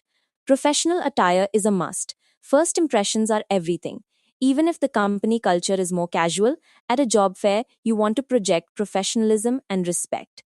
Business casual at the very least, but a full suit is always a safe bet. Agreed. And don't forget your why. Why are you there? What kind of role are you genuinely passionate about? When you speak with recruiters, having that clarity really shines through. It shows focus and determination, which employers absolutely love. And bring a notepad and pen. Seriously, it sounds old fashioned, but you'll want to jot down notes about who you spoke with, what positions they mentioned, and any follow up steps. It helps immensely when you're sending those post fair thank you emails. Oh, the thank you email. Underrated, I think. A well crafted, personalized thank you note that references something specific you discussed can truly make you memorable among a sea of applicants. It reinforces your interest and professionalism. Definitely. So, for all you job seekers out there, remember, you can sign up to attend this incredible event at JobFairGiant.com. It's free to attend for job seekers, which is amazing, but signing up beforehand can often give you access to a list of employers and sometimes even expedite your entry on the day of the event. Free admission for job seekers is just fantastic. No barriers to entry there, just pure opportunity. Now, Beth, let's pivot and talk about this from the employer's perspective, because honestly, this fair is just as valuable, if not more so, for businesses looking to expand their teams. Absolutely, John. For employers, this is a golden opportunity. Think about it. Instead of sifting through hundreds of online applications, you have a concentrated pool of motivated candidates coming directly to you. It's efficient, it's direct, and it significantly streamlines the hiring process. It's like a speed dating event for recruitment, in the best possible way. You can conduct mini interviews on the spot, get a feel for a candidate's personality and communication style, and really gauge their fit for your company culture in a way a resume just can't convey. And you're not just finding candidates, you're also building your employer brand. Having a strong presence at a reputable job fair like this one, hosted by JobFairGiant.com, shows the community that you're an active, growing company that values talent. It's great PR. It's also fantastic for reaching out to those passive candidates, the ones who aren't actively job searching but might be open to a new opportunity if the right one comes along. They might just be casually browsing, see your booth, and get intrigued. Those are often some of the best hires. Exactly. And for employers, securing a recruiting space is straightforward. They just need to call 734-956-4550. That number again is 734-956-4550. I'd recommend doing it sooner rather than later because these spots fill up fast, especially for a year-end event with such high anticipation. Definitely. You don't want to miss out on connecting with what could be your next superstar employee. And for employers, just like job seekers, preparation is key. Have your job descriptions ready, be clear about the roles you're hiring for, and have representatives who can articulate your company's mission and culture effectively. Bring business cards, brochures, maybe even some small branded giveaways. Anything that helps you stand out and leaves a lasting impression. And be ready to answer questions, lots of them. Candidates will want to know about benefits, growth opportunities, and the day-to-day work environment. Also, consider having a system for collecting resumes and making notes on the candidates you speak with. It can get overwhelming quickly, so a good organizational method will be invaluable when you're back at the office trying to remember who's who. Oh, that's such a good point. A simple spreadsheet or even just a method of tagging resumes you're really interested in can save so much time later. And be prepared to talk about next steps. Candidates appreciate knowing what the timeline is and what they can expect after the fair. So, whether you're a seasoned professional looking for a new challenge, a recent graduate eager to kickstart your career, or a business aiming to strengthen your team, the Michigan Job Fair on December 17th is an event you simply cannot afford to miss. It's happening at the Radisson Hotel in Southfield from 9 a.m. to 3 p.m. And remember, job seekers, sign up at JobFairGiant.com. It's your first step toward that exciting new role. And employers, to secure your recruiting space, make sure to call 734-956-4550. Don't let this incredible opportunity pass you by. It's more than just a job fair, you know. It's a community event, a chance for people to connect, learn, and grow. It's about investing in Michigan's workforce and its future.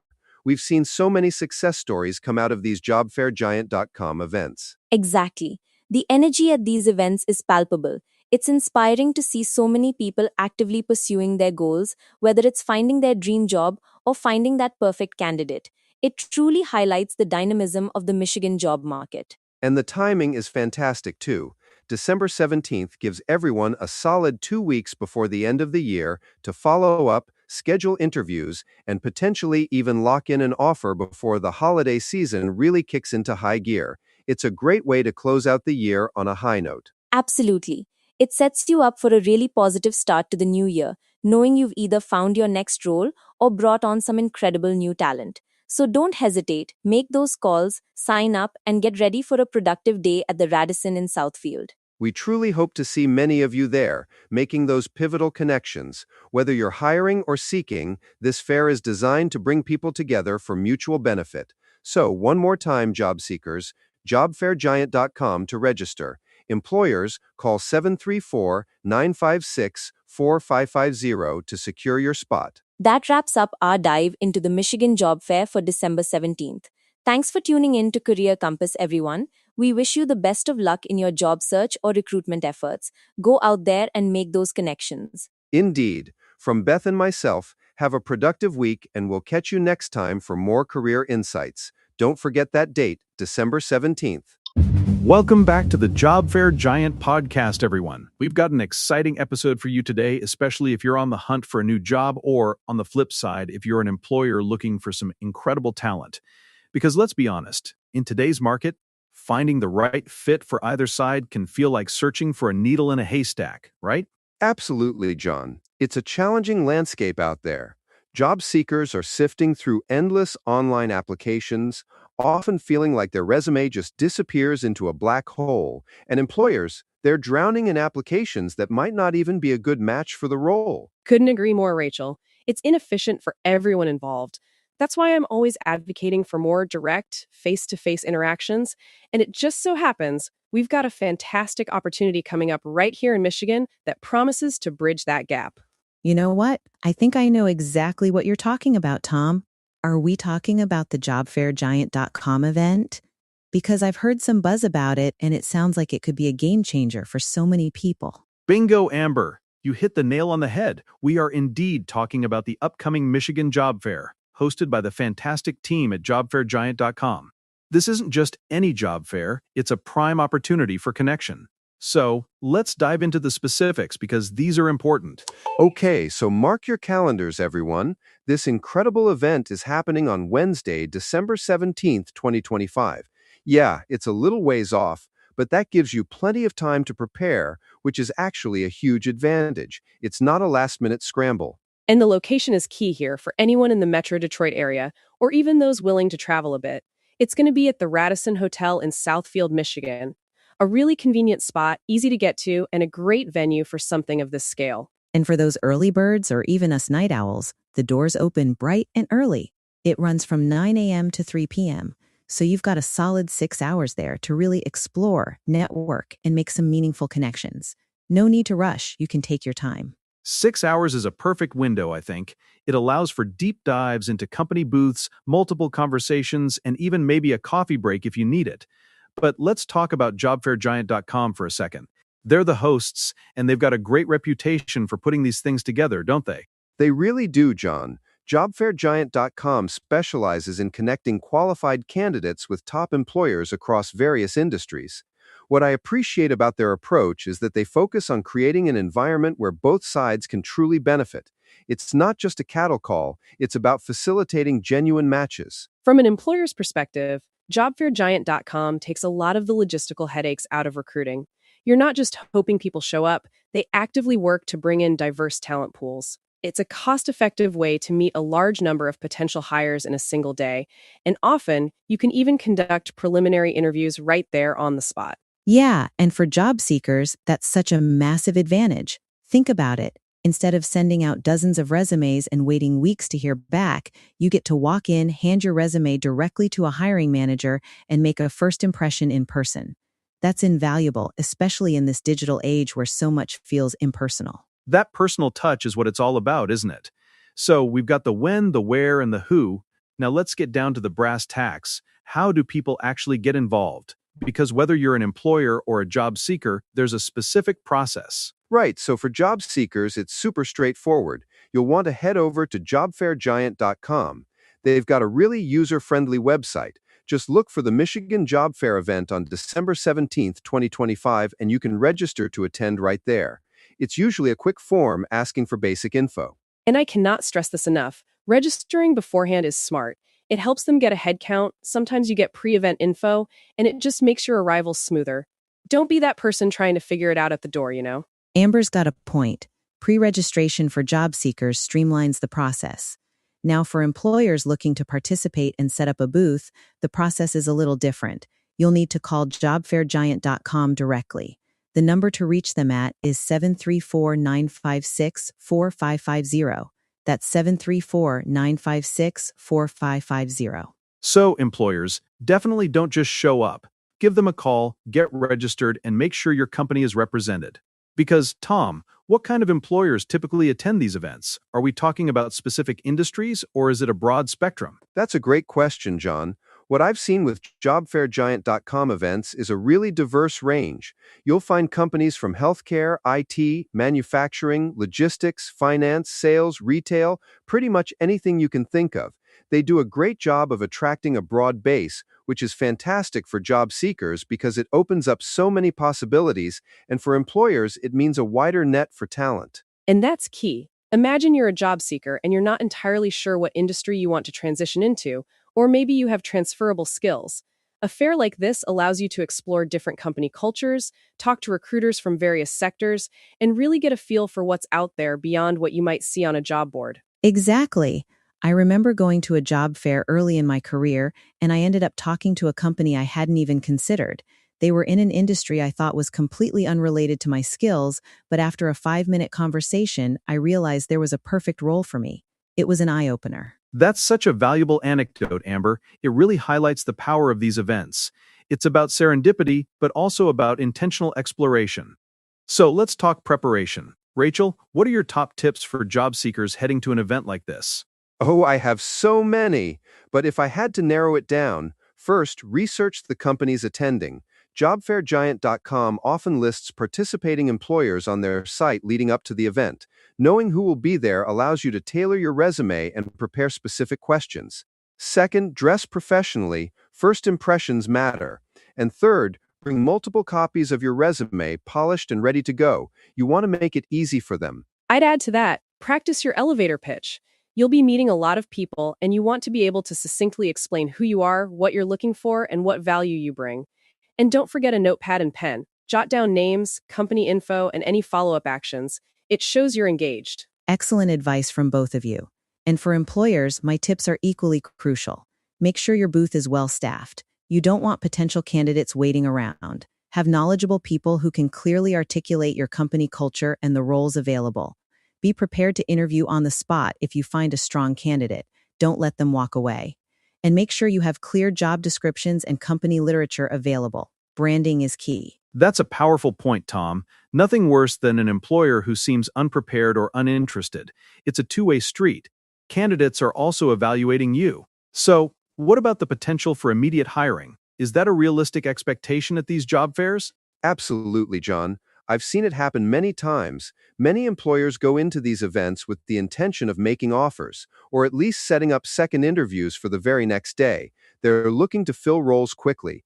That's why being prepared as a job seeker, with your resume, your pitch, and even references ready, can put you ahead of the curve. And for job seekers, that's incredibly motivating. You go in knowing that there's a real chance for immediate employment opportunities.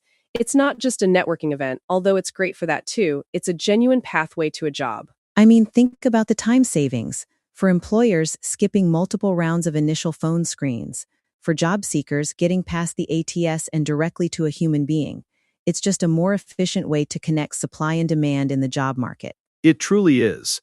So to recap for everyone tuning in, the Michigan Job Fair, hosted by JobFairGiant.com, is happening on December 17th, 2025 from 9 a.m. to 3 p.m. at the Radisson Hotel in Southfield, Michigan. For job seekers, head over to JobFairGiant.com to register. It's quick, it's easy, and it gets you on the list. And for employers who are tired of sifting through endless applications and want to connect with pre-registered, qualified candidates directly, you absolutely need to be there. Call JobFairGiant.com at 734-956-4550 to register your company and secure your spot. This really is a fantastic opportunity for the Michigan job market. Whether you're a fresh graduate looking for a career change or an employer aiming to expand your team, these events are designed to make those crucial connections happen. Don't let it pass you by. Seriously, circle that date, December 17th, 2025. It might seem far away, but that's your chance to update your resume, research companies, and get your game face on. Your next big career move could literally be waiting for you there. What have you got to lose? Exactly. What have you got to lose? Just potential. Thank you, Tom, Rachel, and Amber, for breaking down this incredible opportunity. And to all our listeners, we wish you the best of luck in your career journeys. Go make those connections. All right, welcome back to Career Compasses. Today we're talking about something super important for anyone in the job market, especially those in and around the Detroit area. We're looking ahead to November 19th, 2025, and a massive opportunity, the Detroit Job Fair. That's right, Tom. And you know, a lot of people think job fairs are just about showing up with a stack of resumes. But in today's competitive landscape, that's just not enough. We're going to break down how to truly prepare, and more importantly, how to use an incredible resource, JobFairGiant.com, to give yourself a significant edge. Exactly. Show up and hope for the best is a recipe for disappointment. We've all been there, right? That feeling of walking into a huge convention hall, seeing hundreds of booths, and just feeling overwhelmed. It's like trying to find a needle in a haystack if you haven't done your homework. Absolutely. But what if you could walk in knowing exactly which needles you're looking for, and even have a magnetic field to attract them? That's what JobFairGiant.com offers. It's not just a listing site. It's a strategic planning tool for job seekers. So let's start at the very beginning. Step 1, and this can't be stressed enough, is visiting JobFairGiant.com. This isn't just a suggestion, it's pretty much mandatory for success at this job fair. It's your central hub for everything you need to know about the Detroit Job Fair. And the key word there, Tom, is everything. You'll find a dedicated event page specifically for the Detroit Job Fair. This isn't just a basic blurb, it's packed with crucial information.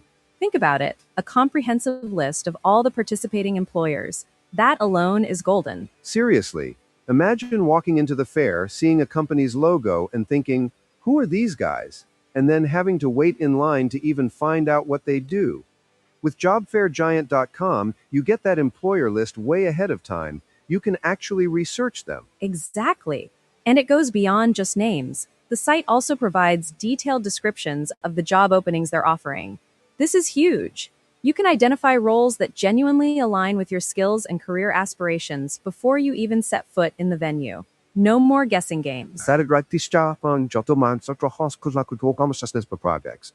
the technology declares and put pictures of the streets. and I checked the storage Mr. the photo pictures of what the kilometer keys. Where she found out how Chichi to show the royalties can keep the dogs again. Show factor to guys wearing at the Chita donated switches of hospitals lads like only and virtual and all the All as just the watch.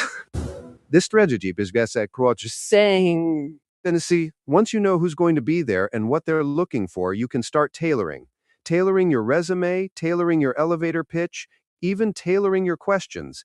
It's a completely different approach than just having one generic resume for everyone. And let's not forget the logistics. The website also clearly outlines specific registration requirements for the event. Are there deadlines you need to hit? Any necessary documents you need to prepare beforehand? These details can seem minor, but missing them can mean missing out on the entire fair, or at least a smooth entry. It's like showing up to a concert without a ticket, right? Or worse, with the wrong ticket. You don't want to get turned away or stuck filling out forms when you should be networking. Pre-registration, if required, usually saves you time on the day of the event, allowing you to get straight to the good stuff. Precisely. So let's talk about that strategic attendance and approach. Once you've got your list of target employers from JobFairGiant.com, what's next? Well, first, dive deep into those companies. Visit their actual company websites. Check their About Us section, their careers pages. Understand their mission, their values, their recent projects. This isn't just busy work, it's genuinely preparing you for meaningful conversations. And think about it from the recruiter's perspective. They talk to hundreds of people. The ones who stand out are the ones who clearly know something about their company, who can articulate why they're a good fit, and who don't just ask, "So, what do you guys do?" It's about demonstrating genuine interest. Exactly. Then, with that research in hand, you can customize your resume. If Company A is looking for a project manager with Agile experience, you better make sure Agile is prominent on your resume when you approach their booth. If Company B is focused on customer success, highlight your customer-facing achievements. JobFairGiant.com gives you the intel to do this. It's not about fabricating experience, it's about emphasizing the relevant parts of your existing experience. You might have 10 bullet points for a previous job, but if only 3 of them align perfectly with what a specific company needs, those are the 3 you highlight, even expand on in your resume's summary or cover letter snippet. And then there's the elevator pitch. This is your 30-60-second commercial for yourself. It needs to be concise, impactful, and tailored. When you know which companies you're approaching, you can craft a few different versions of your pitch. One for tech companies, one for manufacturing, one for healthcare, whatever applies to your target list from JobFairGiant.com. Practice it out loud, seriously, in front of a mirror, to a friend, even record yourself. You want it to sound natural, not rehearsed, but you also want to make sure you hit those key points: who you are, what you do, and what you're looking for, specifically relating it to that company. Another crucial aspect of preparation, often overlooked, is preparing your questions. A job fair isn't just about them interviewing you, it's your chance to interview them. What do you want to know about the company culture, growth opportunities, the day-to-day responsibilities of a role you're interested in? Smart questions show engagement and genuine interest. Don't ask something you could easily find on their website that shows you haven't done your research. Ask about things like team dynamics, mentorship programs, or challenges they're currently facing that you might be able to help solve. Those types of questions leave a lasting impression. Definitely. And let's touch on the practical side for the day of the fair itself. Dress professionally, of course. First impressions matter. Have multiple copies of your tailored resumes printed on good quality paper. Bring a nice portfolio or a professional bag to keep everything organized. And don't forget a pen and a small notepad to jot down notes about conversations. Oh, the notepad. So underrated. You'll talk to so many people, especially if you're well prepared. Being able to jot down the recruiter's name, the specific role you discussed, and any follow-up actions can be a lifesaver when you're sending out those thank you notes later. It makes your follow-up so much more personalized. Speaking of follow-up, that's where many job seekers drop the ball. After the fair, immediately send out those thank you emails or LinkedIn messages. Refer back to your notes from JobFairGiant.com and your conversation.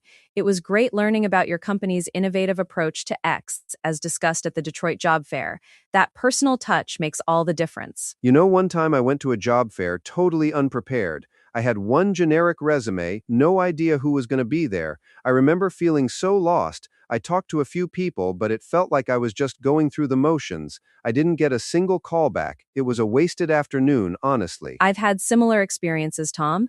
But then, for my next fair, I decided to really lean into the preparation. I used the events website, similar to JobFairGiant.com, to find out all the companies. I picked my top 5, researched them like crazy, tailored my resume, and even practiced my pitch with my roommate. And you know what? I got 2 second-round interviews from that fair. It was a game changer. That's fantastic, Angie, and that really highlights the power of what we're talking about here. JobFairGiant.com isn't just a website, it's a launchpad for a successful job fair experience. It transforms you from a casual attendee into a strategic job seeker. It truly does. By utilizing this platform effectively, you're not just attending an event, you're strategically planning your attendance and approach. You're ensuring that you are well equipped to make valuable connections with potential employers. It's about being proactive rather than reactive. To those valuable connections, they're not just about getting a job offer on the spot. Sometimes it's about building your network, learning about different industries, and even refining your own career path. Every interaction is a step forward, especially when you're prepared. Absolutely. Think of it as a crucial investment of your time and effort. The Detroit Job Fair on November 19th, 2025, is a date you'll want to circle on your calendar. But the preparation starts now, or at least well in advance of the event, with JobFairGiant.com. So to recap for everyone out there, head over to JobFairGiant.com, find that dedicated event page for the Detroit Job Fair. Dig into the employer list and job openings, understand the registration requirements and deadlines. Use all that information to tailor your resume, perfect your pitch, and prepare your question. And remember, your goal isn't just to hand out resumes, it's to have meaningful conversations that lead to follow-up opportunities. Be confident, be prepared, and be yourself.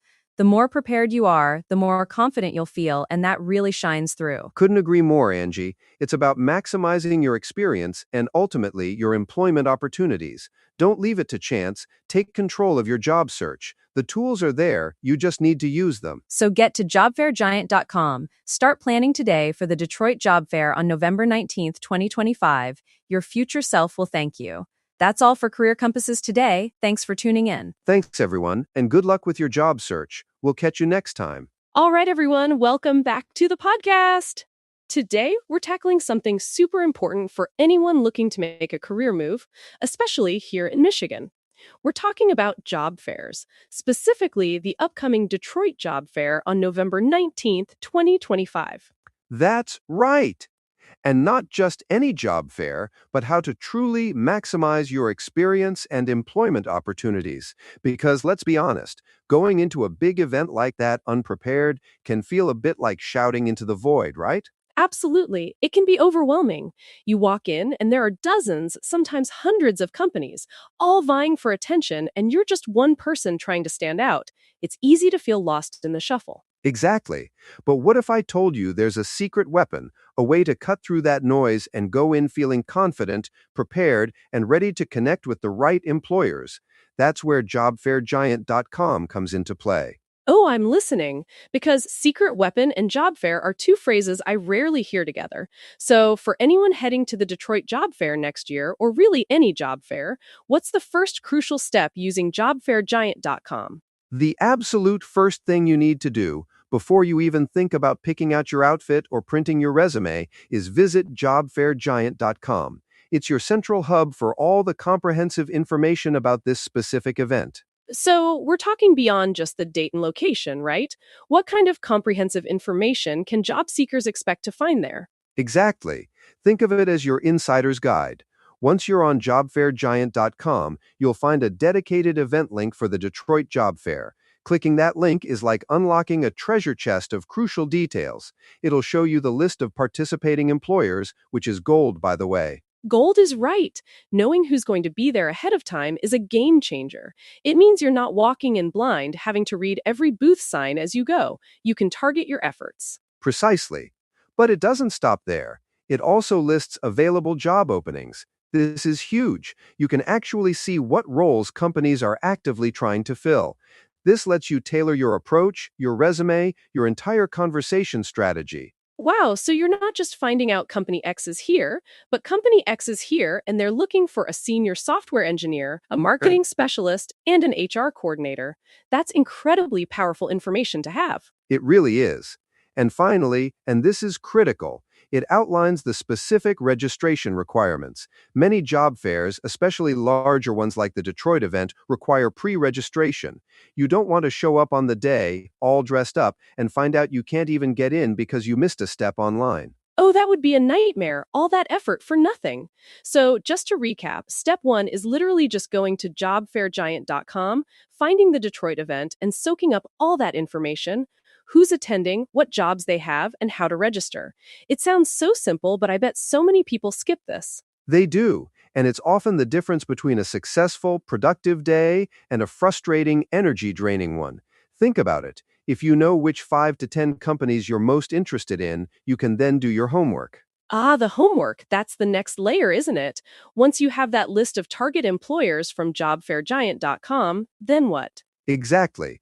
This is where you become a strategic job seeker, not just a hopeful one. For each of those target companies, spend some time on their own websites. What's their mission? What are their recent projects or news? Who are their key people, if you can find them? This shows initiative and genuine interest. And it gives you something meaningful to talk about beyond just, I saw you were hiring.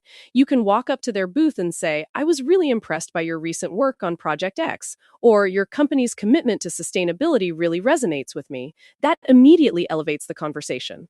Boom!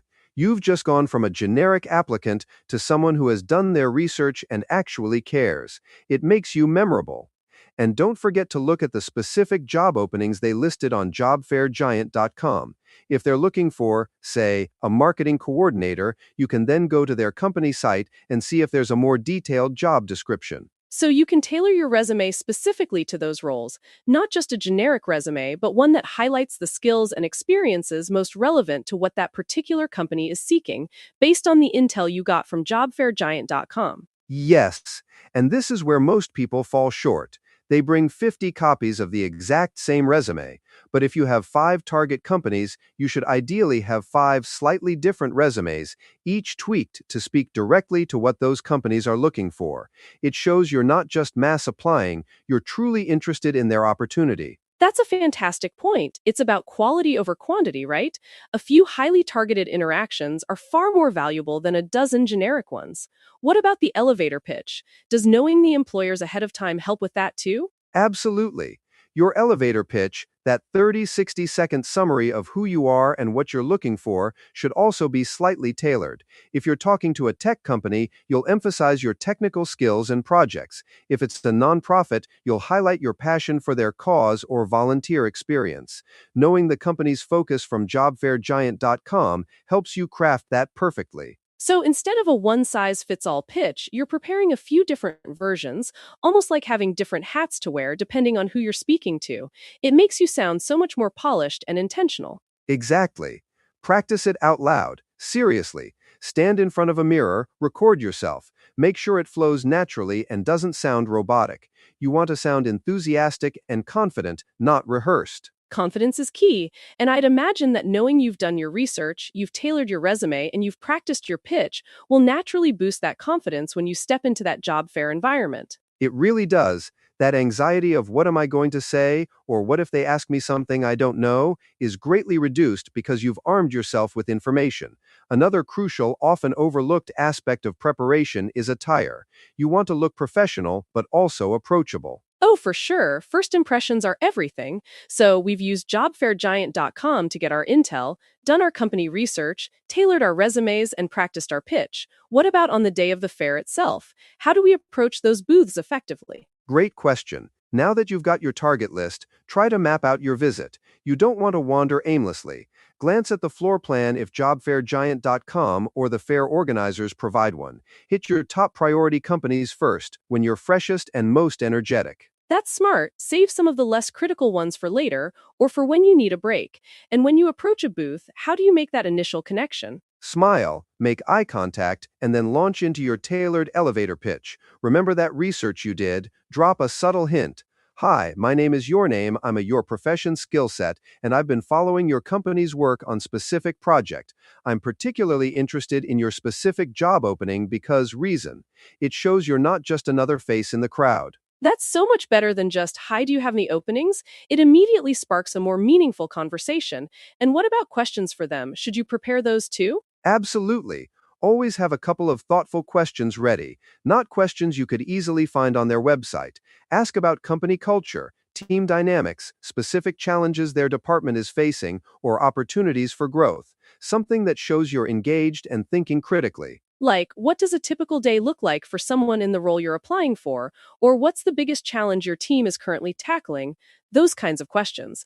It turns it into a two-way street, not just an interrogation. Precisely. And here's a pro tip. Always ask for a business card. This is essential for your follow-up, which is just as important as the fair itself. Note down on the back of the card anything memorable you discussed with that person. It'll help you personalize your thank you note later. Oh, the thank you note. Such an underrated piece of the puzzle. So, post fair, with all those business cards in hand, what's the next step? Do we just wait by the phone? Definitely not. The follow-up is critical. Within 24-48 hours, send a personalized thank you email to everyone you spoke with. Reference something specific you talked about. That's where your notes on the business card come in handy. Reiterate your interest in the role and the company.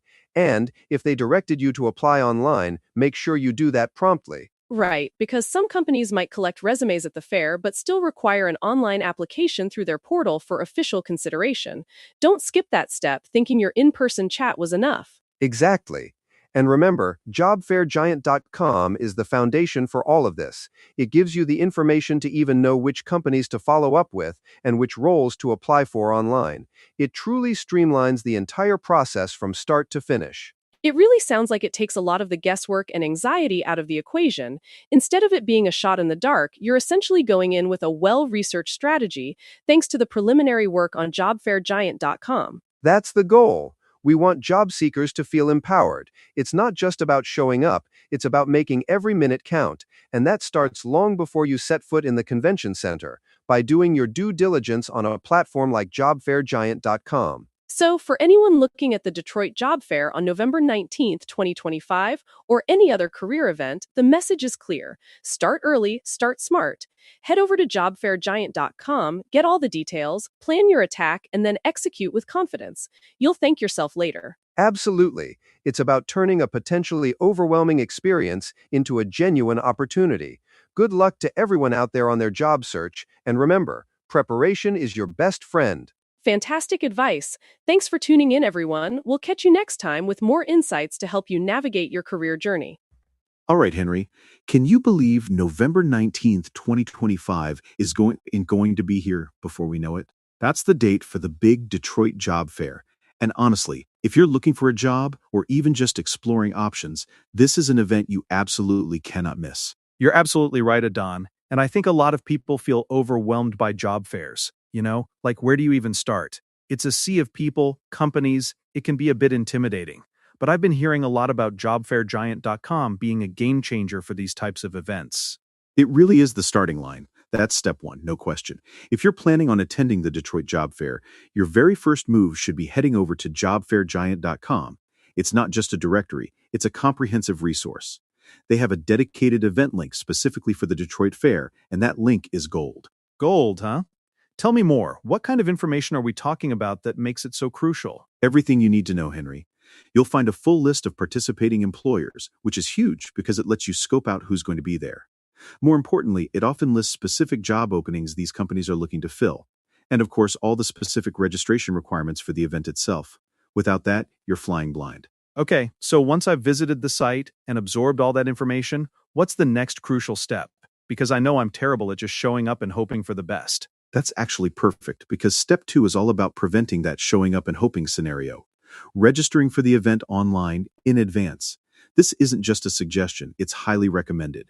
Pre-registering secures your spot, which is great because these popular fairs can get crowded. Yeah, I've been to some where the lines just to get in were insane. I wasted half an hour just waiting to sign a clipboard. So saving time on the day of is a huge plus. Exactly. You want to be focused on networking and engaging, not waiting in line. But beyond that, pre-registration can sometimes give you access to exclusive job opportunities. These might be roles that aren't advertised widely or are only shared with registered attendees.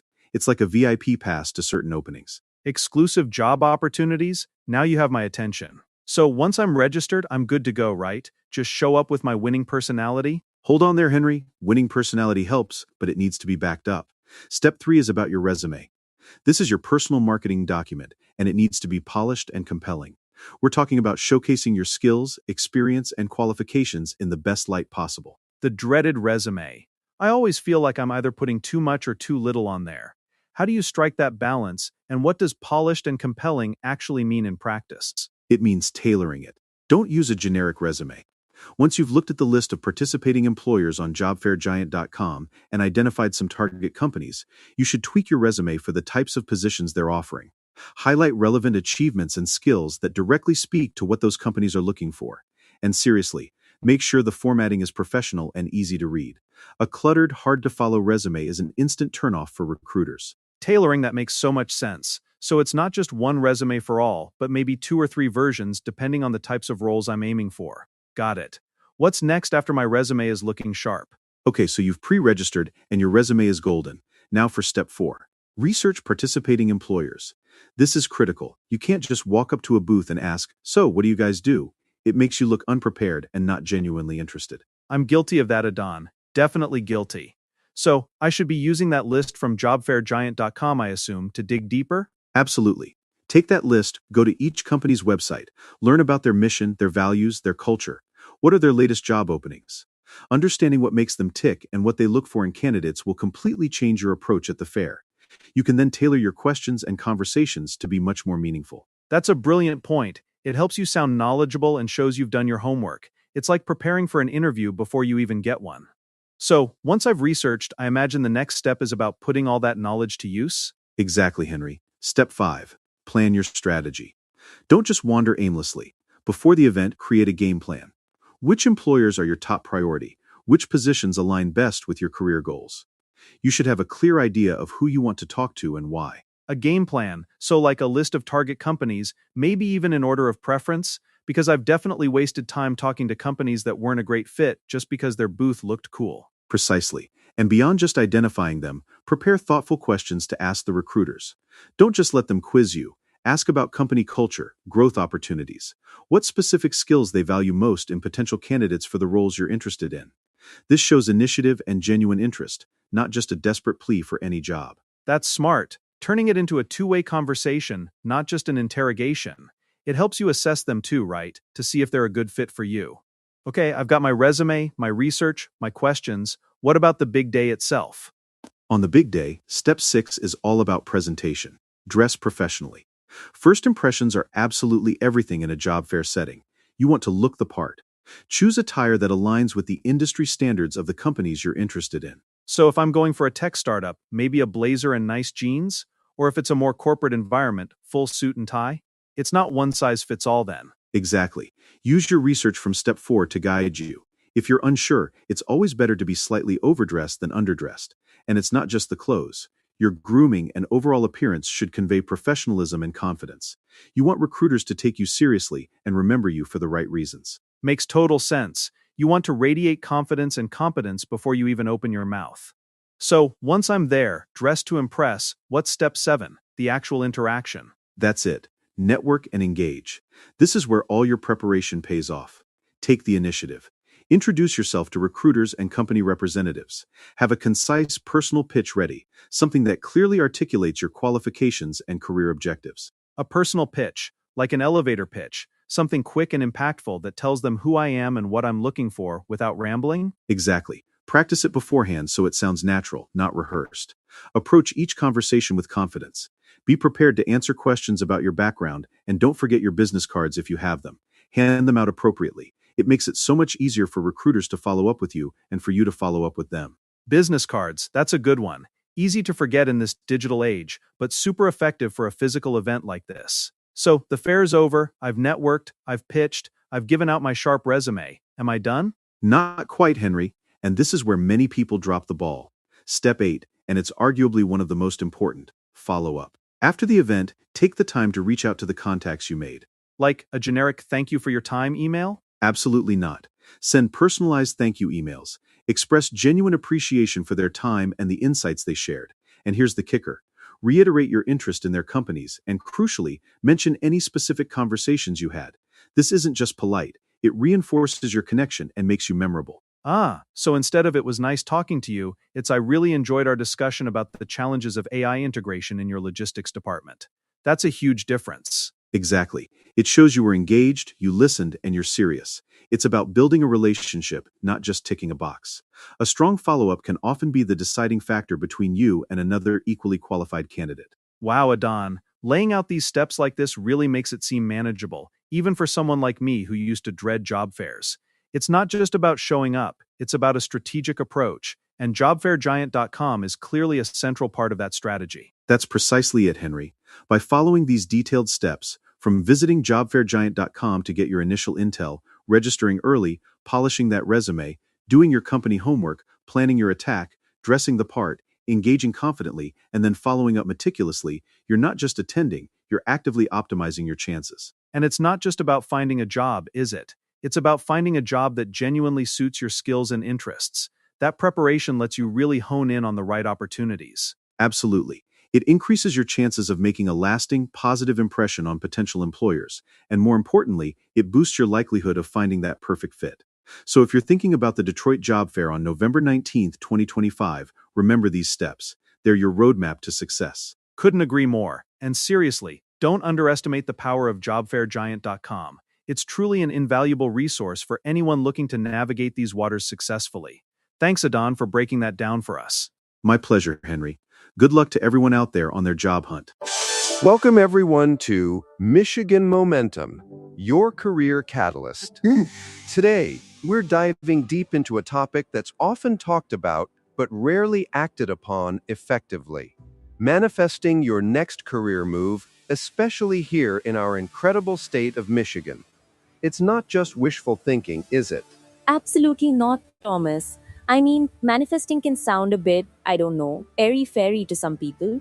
But when it comes to your career, it's really about combining a clear intention with solid preparation and crucially taking action. It's that third piece where a lot of us stumble, especially in a job market as dynamic as Michigan's right now. Yeah, I think many folks still operate under the old paradigm. You create a resume, you hit apply on 100 different job boards, and then you just wait.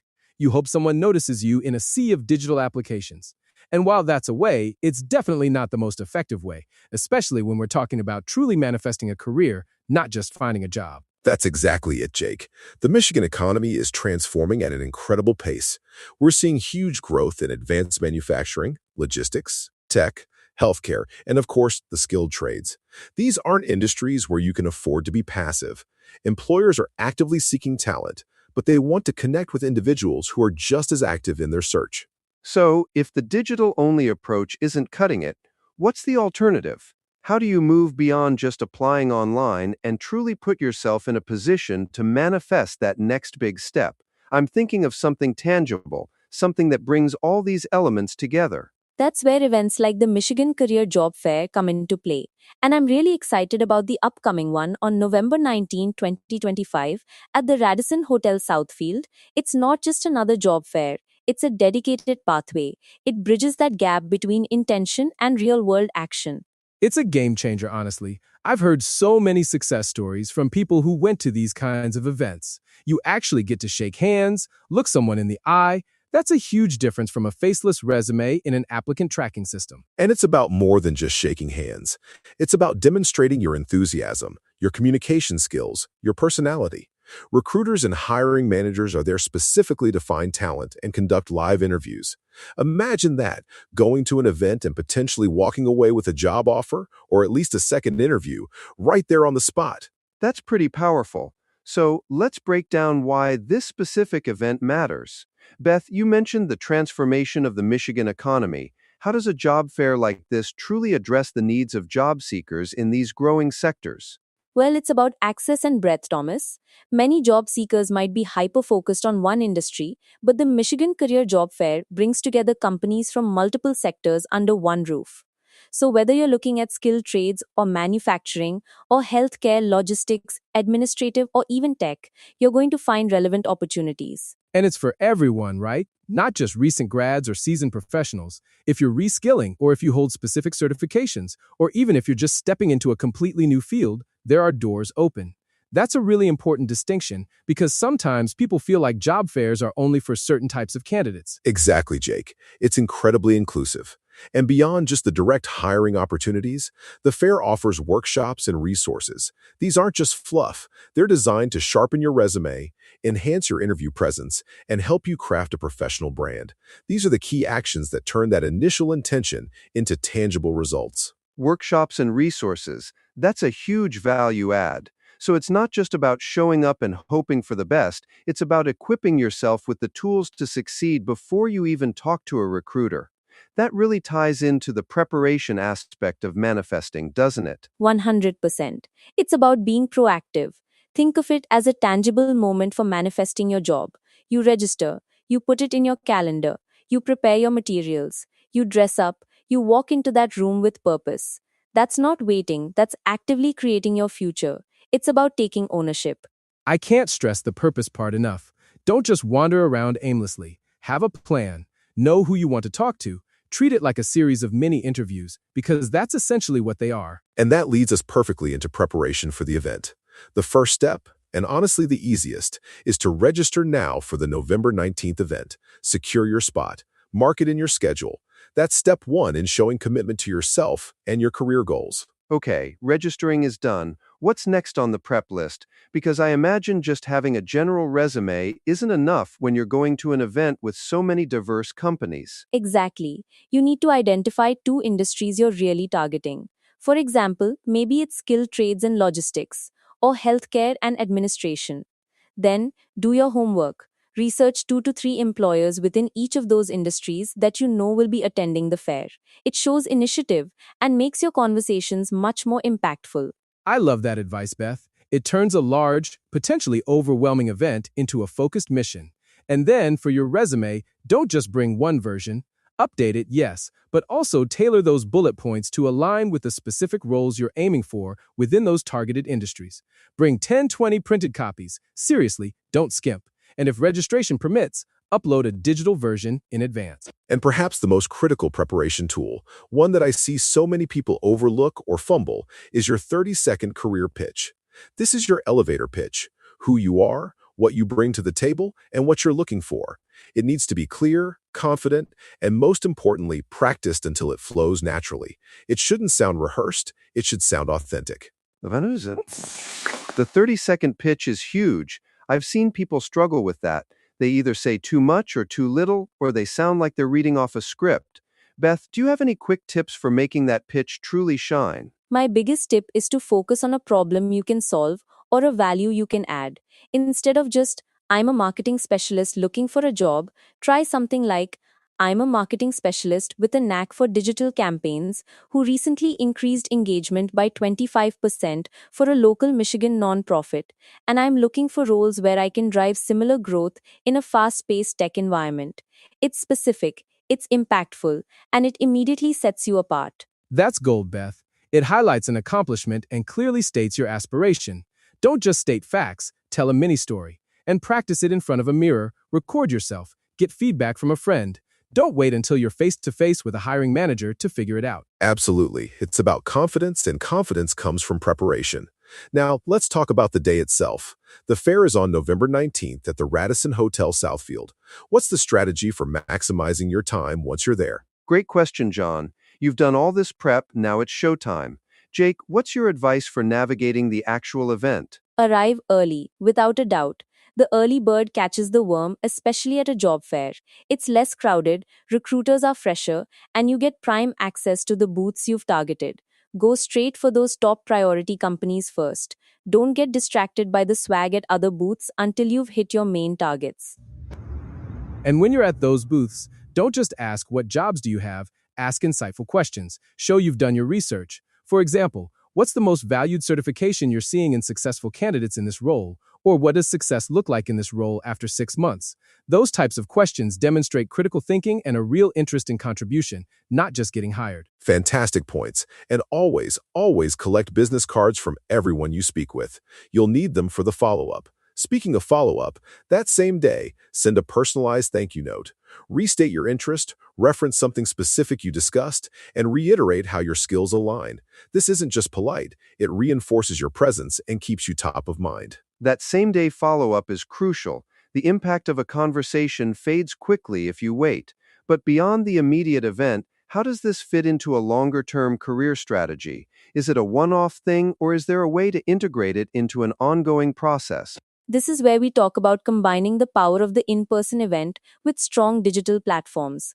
While the Michigan Career Job Fair is that incredible live moment, your long-term path to career success is truly anchored on resources like Michigan Hired. Think of it as your go-to resource for Michigan recruitment, training, and community outreach. It's where your digital presence lives. Right, so it's not either or, it's both. The job fair builds that personal, immediate connection. It's your chance to stand out in a crowd. But the digital platform Michigan Hired builds your initial presence, your ongoing profile, and helps you stay connected to opportunities even when there isn't a physical event happening. It's a continuous loop of manifesting. Precisely. By combining the digital job board with a physical event, you amplify your chances exponentially. Your website profile on Michigan Hired provides context and a digital footprint that recruiters can review before or after meeting you. It makes those in-person connections even more valuable because there's a professional online presence to back it up. So we're really talking about a holistic approach here. It's not just about showing up, it's about showing up prepared, strategic, and backed by a strong digital presence. It's about manifesting your career through intention, preparation, and then decisive action. Exactly. And for anyone listening who feels like they've been stuck in a rut or just sending out applications into a black hole, this is your wake-up call. This is your chance to really take control of your career trajectory in Michigan. It's November 19th, 2025, at the Radisson Hotel Southfield, MI. Mark it, plan it, and most importantly, commit to it. This isn't just an event. It's an opportunity to shift your entire job search strategy. Your next step is clear. Register today for the Michigan Career Job Fair. Block your calendar, prepare your materials, using the tips we've discussed, and commit to showing up ready to act. Because as we've said, manifesting doesn't mean waiting. It means showing up and making it happen. What a powerful message to end on. Let's turn intention into momentum and your next job into a reality. Thank you, Beth, Jake, and John, for sharing such valuable insights today. And to all our listeners, we hope to see you manifesting your future at the Michigan Career Job Fair. Make it count. Welcome, everyone, to Career Unlocked, the podcast dedicated to helping you seize control of your professional journey. Today, we're talking about something truly exciting. Something that could fundamentally shift the trajectory of your career in Michigan. We're talking about the Michigan Career Job Fair, happening on November 19, 2025. Absolutely, Amber. You know, it's so easy to feel like you're just sending applications into a void these days. The traditional job search can be exhausting, can't it? That's why an event like this feels like a breath of fresh air, a real opportunity to actually connect. It's more than just a breath of fresh air, Rachel. It's a strategic imperative. Michigan's economy is undergoing a massive transformation right now. We're seeing high-demand sectors like advanced manufacturing, healthcare, logistics, skilled trades, and technology just booming. If you're relying solely on passive applications, you're missing a huge piece of the puzzle. You play. And that's where the manifestation aspect comes in, right? It's not just about hoping for a job, it's about actively putting your intentions out there, preparing diligently, and then taking aligned action. This job fair is the perfect example of aligned action. I love that, Ryan. Intention, preparation, and aligned action. It's such a powerful trio. Henry, you mentioned the evolving economy. Can you elaborate a bit on why a direct approach like a job fair is so crucial in this current landscape, especially for these high-demand sectors? Certainly, Amber. In sectors like advanced manufacturing or even specialized tech roles, companies aren't just looking for a name on a resume. They're looking for individuals who demonstrate initiative, who can articulate their skills and fit in person. The sheer volume of applications through online portals can mean that great candidates get overlooked. A job fair cuts through that noise. It puts you face to face with hiring managers who are actively looking to fill roles right then and there. That's huge. I remember one time, I applied for a role online, waited weeks, nothing. Then I bumped into someone from that company at a networking event, had a quick chat, and suddenly my application was being pulled from the stack. Direct interaction really does make all the difference. It's a personal touch that an algorithm just can't replicate. Exactly. And it's not just about getting noticed, it's also about getting immediate feedback. You can ask questions in real time, get a feel for the company culture, and understand what they're truly seeking. That kind of information is invaluable for tailoring your approach, not just for that company, but for your overall job search strategy. So let's get into the specifics. This isn't just any job fair, right? This is the Michigan Career Job Fair, and it's happening on November 19, 2025, from 9 a.m. to 3 p.m. at the Radisson Hotel Southfield. That's 26555 Telegraph RD, Southfield, MI. Mark your calendars, everyone. And it's important to stress that this fair is bringing in top employing companies. We're talking about organizations that are ready to hire, not just collecting resume. They're there with genuine opportunities, especially in those booming sectors we mentioned. Okay, so aside from direct interaction and on-the-spot opportunities, what else can attendees expect to gain from this event? I'm always looking for those extra advantages. That's a great question, Rachel. Beyond connecting with hiring managers, attendees will also have access to career development mini-sessions. These aren't just generic talks. They're designed to give you actionable steps. Think resume prep workshops, interview tactics, and professional branding insights, things you can implement immediately to boost your chances. And these mini-sessions feed right back into that mindset shift we talked about. It's about empowering you, giving you the tools to view your job search not as a chore, but as an active manifestation process. You're intentionally preparing yourself, aligning your actions, and truly taking control. It's about building confidence too, knowing you're showing up with your best foot forward. Exactly. I've seen countless times where a candidate with slightly less experience but impeccable presentation and interview skills lands the role over someone with a better resume who didn't impress in person. Those mini sessions are designed to bridge that gap and equip you with those crucial soft skills. So it's not just about showing up, it's about showing up prepared to excel. That makes a lot of sense. So for those listening right now thinking, okay, I'm in, what do I do this week to get ready? What are the concrete steps we should be taking? Excellent segue, Rachel. We've got a clear roadmap for manifestation in action. First and foremost, you need to register now. Don't wait. Block your schedule for November 19th. That date is going to be a turning point for many. And once you've registered, the next step is crucial for that intention piece. Choose 2 target industries. Don't just go in blindly. For example, maybe you're looking at manufacturing and logistics, or trades and healthcare. Research typical roles, the credentials or training required, and the key skills they're looking for. This focus helps you make the most of your time at the fair. Absolutely.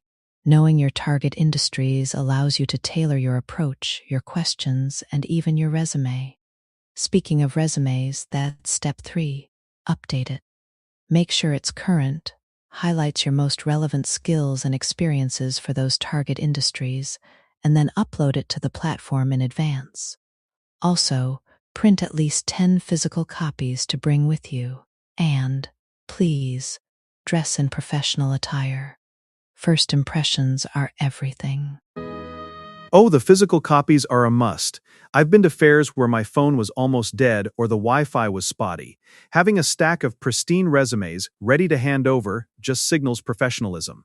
And the professional attire, it's not just for them, it's for you too. It puts you in a different headspace, makes you feel more confident. Exactly, Rachel. And here's another critical piece of preparation. Craft your 30-second introduction, sometimes called an elevator pitch. This is who you are, what you bring to the table, and what you're looking for. Practice it until it flows naturally. You want to sound confident, not rehearsed. That 30-second intro is your chance to make a memorable first impression, to spark interest and get them to want to know more. It ties directly into manifesting your next role because it's you, articulating your desired outcome with clarity and confidence. It's about owning your narrative. And it's a skill that extends beyond just job fairs. That ability to quickly and effectively communicate your value proposition is invaluable in any professional setting. Mastering it for the fair is a fantastic step in overall career development. So we've registered, researched, updated our resumes, and perfected our pitches. Now, let's talk about the big day itself. November 19th. What are the key strategies for maximizing your impact at the fair? Okay, definitely arrive early. Seriously, the first hour can be less crowded, giving you more focused time with recruiters. And speaking of recruiters, prioritize visiting your target employer booths first. Don't just wander aimlessly, have a plan. Yes, aligned action again. And when you're at those booths, don't just ask about open positions. Ask smart questions. Questions that show you've done your research and are genuinely interested in growth and contribution. Like, what training or certification do you value most in this role? Or what does success look like in this role after 6 months? These questions are so much more impactful than just, are you hiring? Those are excellent examples, Ryan. Those types of questions demonstrate critical thinking and a forward-looking perspective, qualities that hiring managers are always looking for. It shows you're not just looking for a job, but a career path. And let's not forget the follow-up. That's a huge component often overlooked. Rachel, what's your advice on that? Oh, the follow-up is critical. As you're having those great conversations, make sure to collect business cards from everyone you speak with. And then, here's the kicker. Follow up the same day with a personalized thank you email. Reference something specific you discussed. It shows you are engaged, you're organized, and you're truly interested. It keeps you top of mind. That immediate follow-up is your final act of manifestation for the day. You've set the intention, prepared, taken action, and now you're sealing it with gratitude and continued interest. It closes the loop and leaves a lasting positive impression. Indeed, in a competitive market, those small details often differentiate the successful candidates. A personalized thank you note is a rare commodity these days, and it can truly make you stand out. This all sounds incredibly powerful, and it ties back to MichiganHired.com, doesn't it? As the president of Workforce Development, Training, and Community Outreach mentioned, MichiganHired.com is more than just a job board. It's your strategic launchpad. How does combining the platform with this live job fair create what they call a high-velocity career activation engine? It's about synergy. MichiganHired.com provides the digital infrastructure. You can set up your profile, upload your resume, and browse opportunities beforehand. It's your online presence. The job fair then becomes the live, in-person complement. You're combining the breadth and reach of an online platform with the depth and personal impact of face-to-face interaction. It's like having your resume already in their system, and then you show up in person to put a face and personality to that resume. That high-velocity term refers to how quickly you can move from interest to interview to offer. So you register on Michigan Hired, maybe even upload your updated resume there, and then you use the fair as your turning point. It's a complete ecosystem for your job search. Precisely. It's all about providing every possible advantage. You're not just hoping for a breakthrough, you're actively constructing the pathway to it. You're using the tools available, the online platform for preparation, and the live event for manifestation and connection. It's about taking every opportunity to align with your career goals. This has been such an insightful discussion. Before we wrap up, let's circle back to that crucial call to action. What's the one thing you want our listeners to do right now? My message is simple. Don't wait for an invitation. Create your own opportunity. Register today for the Michigan Career Job Fair on November 19, 2025. Equip yourself with intention and preparation, and then show up ready to manifest your next career move. This isn't just an event, it's a catalyst. I second that. The current job market favors the proactive. Those who are willing to put in the work, strategize, and engage directly with employers are the ones who will succeed. This fair is a golden opportunity to do exactly that. And honestly, even if you're not actively looking for a new job right this second, attending these mini sessions or just getting a feel for the market can be incredibly valuable for future planning. It's an investment in your professional self. So, register, reserve your spot, bring your best self. You heard it here first. Visit the registration link, secure your spot, and let's turn that career runway into liftoff on November 19th, 2025 at the Radisson Hotel Southfield. Thank you, Rachel, Henry, and Ryan, for this incredible conversation. And thank you, our listeners, for tuning into Career Unlocked. Go out there and manifest your breakthrough. Hey everyone, and welcome to Manifesting a Job in Michigan, the podcast where we believe your dream job isn't just out there, it's actually waiting for you to call it in. I'm Rachel, and I'm so excited to dive into this topic with you today. And I'm Amber. You know, Rachel, for so long, job searching felt like this passive thing, right? You just send out resumes into the void, cross your fingers, and hope for the best. But manifesting sounds like such a proactive, empowering approach. I'm really curious to explore what that means. Absolutely, Amber, that's exactly it. We're moving beyond just searching and into securing your next role. The idea of manifesting a job, especially here in Michigan, it's not some woo-woo concept or magic spell. It's truly about intentionality, clarity, and consistency, combining a focused mindset with really practical daily actions. I love that. Mindset meets action. Because let's be honest, even with all the talk about thousands of companies hiring across Michigan, a lot of job seekers still feel really overwhelmed or just lost, you know? They don't know where to even start or why they keep getting overlooked. Exactly. That's why we launched this podcast, powered by JobFairGiant.com. We saw a gap. People needed not just a job board, but a roadmap, a guide that truly empowers them to navigate Michigan's evolving labor market. And it starts with understanding what manifestation truly means in this context. So, how does that translate into real-world job hunting? Because I think some people hear manifesting and they might think, oh, I just need to wish for it really hard. But I know it's much more than that. You hit the nail on the head. Manifesting isn't just wishing, it's visualizing your next career move with such clarity that you can almost feel it. It's outlining your specific goals, aligning your energy toward them, and then crucially, taking consistent, targeted action. That's how you start attracting the right opportunities. It's about being prepared for them when they show up. Preparation is key, so the podcast and MichiganHired.com really bridge that gap between the vision and the how-to, right? Like, okay, I visualize myself in a great job, but then what? How do I actually get there? Precisely. MichiganHired.com isn't just another job board. It's a comprehensive resource. We've got job listings, virtual career tools, and we even host in-person job fairs all across Michigan. Our whole mission is to connect motivated job seekers directly with verified Michigan employers who are actively hiring right now. No more guessing games, no more sending resumes into the ether. That's such a relief for so many people, I'm sure. It's like, instead of just hoping someone finds your resume, you're actively engaging with companies that are genuinely looking to fill roles. And the podcast really reinforces that, doesn't it? Absolutely. Each episode of Manifesting a Job in Michigan is designed to show you how to pair that positive intent with really practical steps. We're talking resume optimization, mastering your interview preparation, and targeted networking within Michigan's strongest, most in-demand industries. Because Michigan's economy, as you know, is changing incredibly fast. Oh, tell me about it. We see it everywhere. From the automotive industry pivoting to electric vehicle production, to healthcare systems expanding their behavioral health and medical support roles.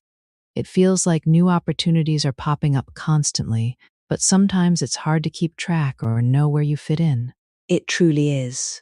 Beyond EVs and healthcare, we're seeing huge growth in logistics, skilled trades, construction, and the tech sectors. They are all searching for skilled talent. And our podcast was specifically designed to help Michiganders adapt to these shifts, to see themselves in these new roles, and to understand the pathways to get there. We share the real stories behind every opportunity. Real stories are so powerful, aren't they? It's one thing to read about an industry, but to hear someone's actual journey or an employer explaining what they're looking for, that makes it tangible. It really does. That's why we've structured our episodes to include some key segments. First, we have Employer Insights. These are direct conversations with Michigan recruiters, plant managers, HR professionals. They tell you what they're truly looking for in a candidate. Not just what's on the job description, but the soft skills, the passion, the cultural fit. Oh, that's invaluable, because sometimes those job descriptions can feel so generic. Hearing directly from the hiring manager can completely change how you tailor your application or approach an interview. It's like getting the cheat code. Exactly. Then we have Career Path Spotlights. We break down how Michiganders can enter or advance in these high-demand fields, whether it's through short-term training programs, certifications, or long-term apprenticeships. For example, a guest might share how they transitioned from part-time warehouse work to a full-time logistics management role through a short certificate program they found right on Michigan Hired. That's an inspiring story, and it shows that you don't necessarily need a 4-year degree to make a significant career jump. There are so many avenues available now for skill building. Absolutely. We want to demystify those paths. And because the job search can sometimes feel like an emotional roller coaster, we also have Mindset Minutes.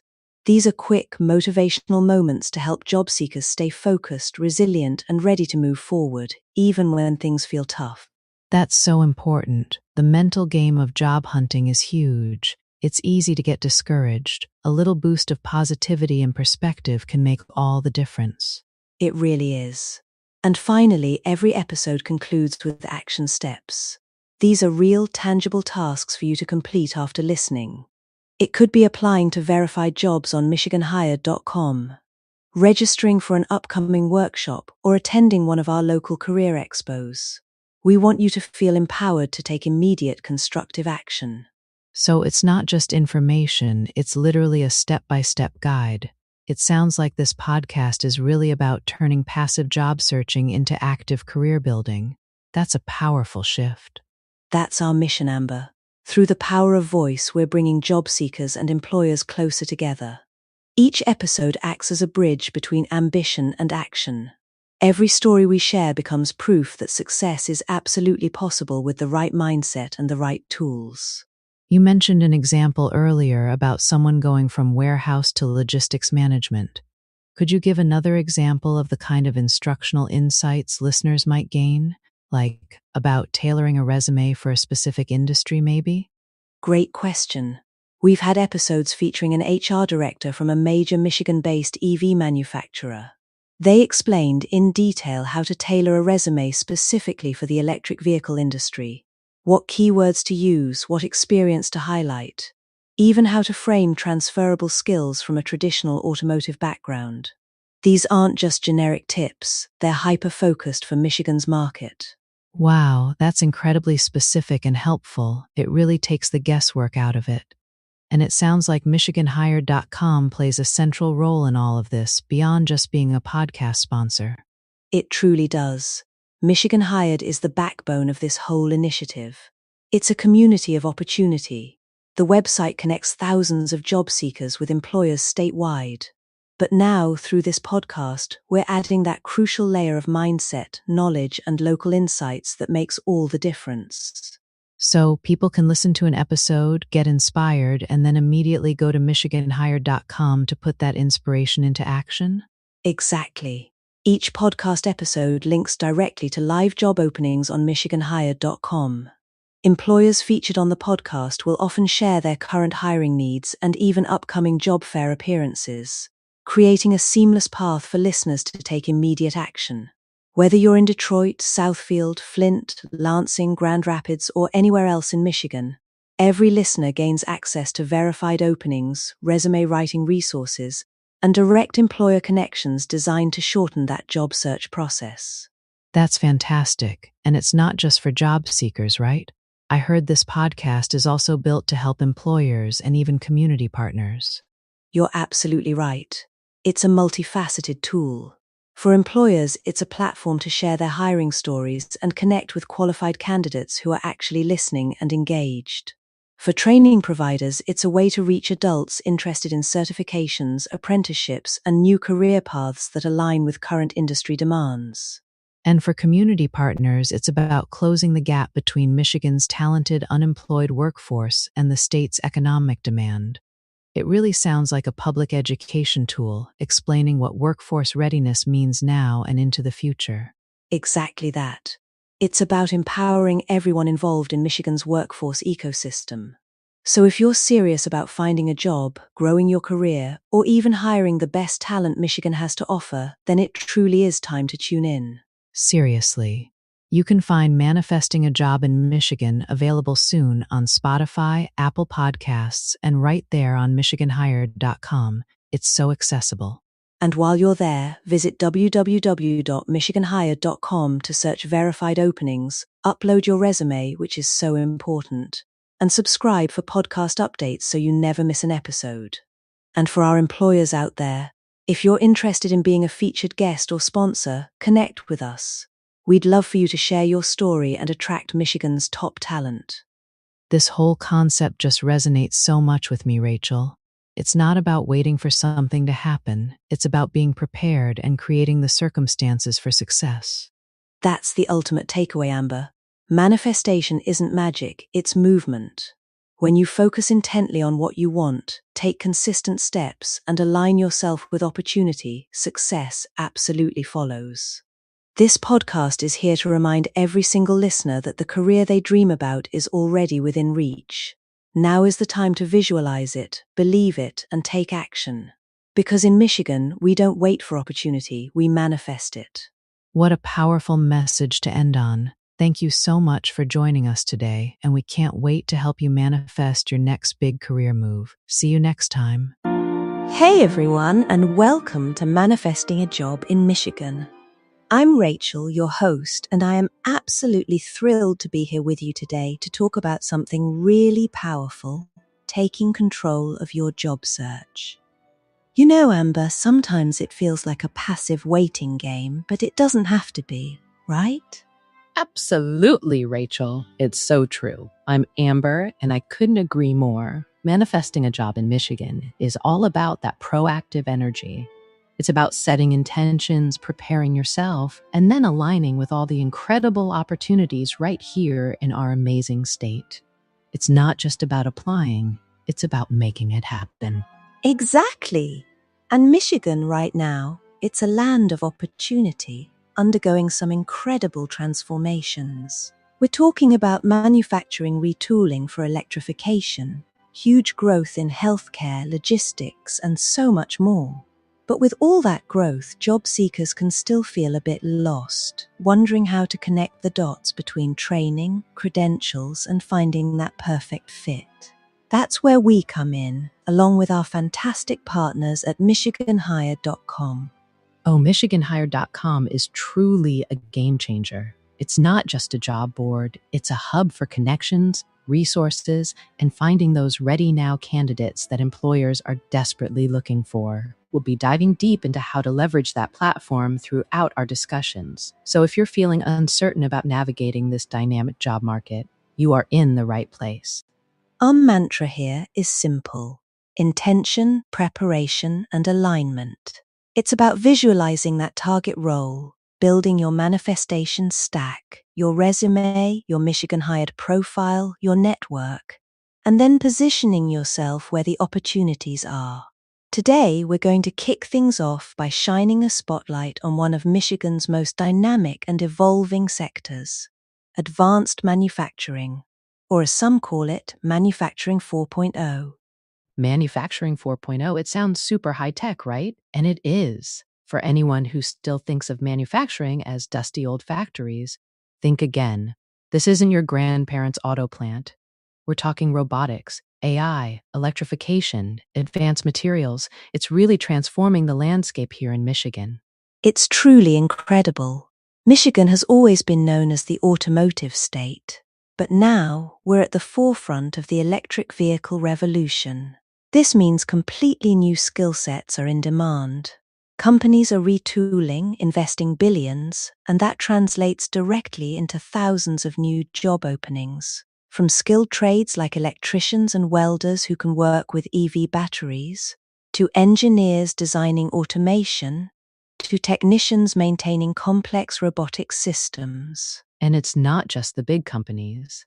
The entire supply chain is booming. Think about all the suppliers that create components for these advanced vehicles, or even companies outside of automotive that are adopting similar technologies. There's a huge need for individuals who are adaptable, eager to learn, and ready to embrace new technologies. It's a fantastic time to get into this sector, even if you don't have a traditional engineering degree.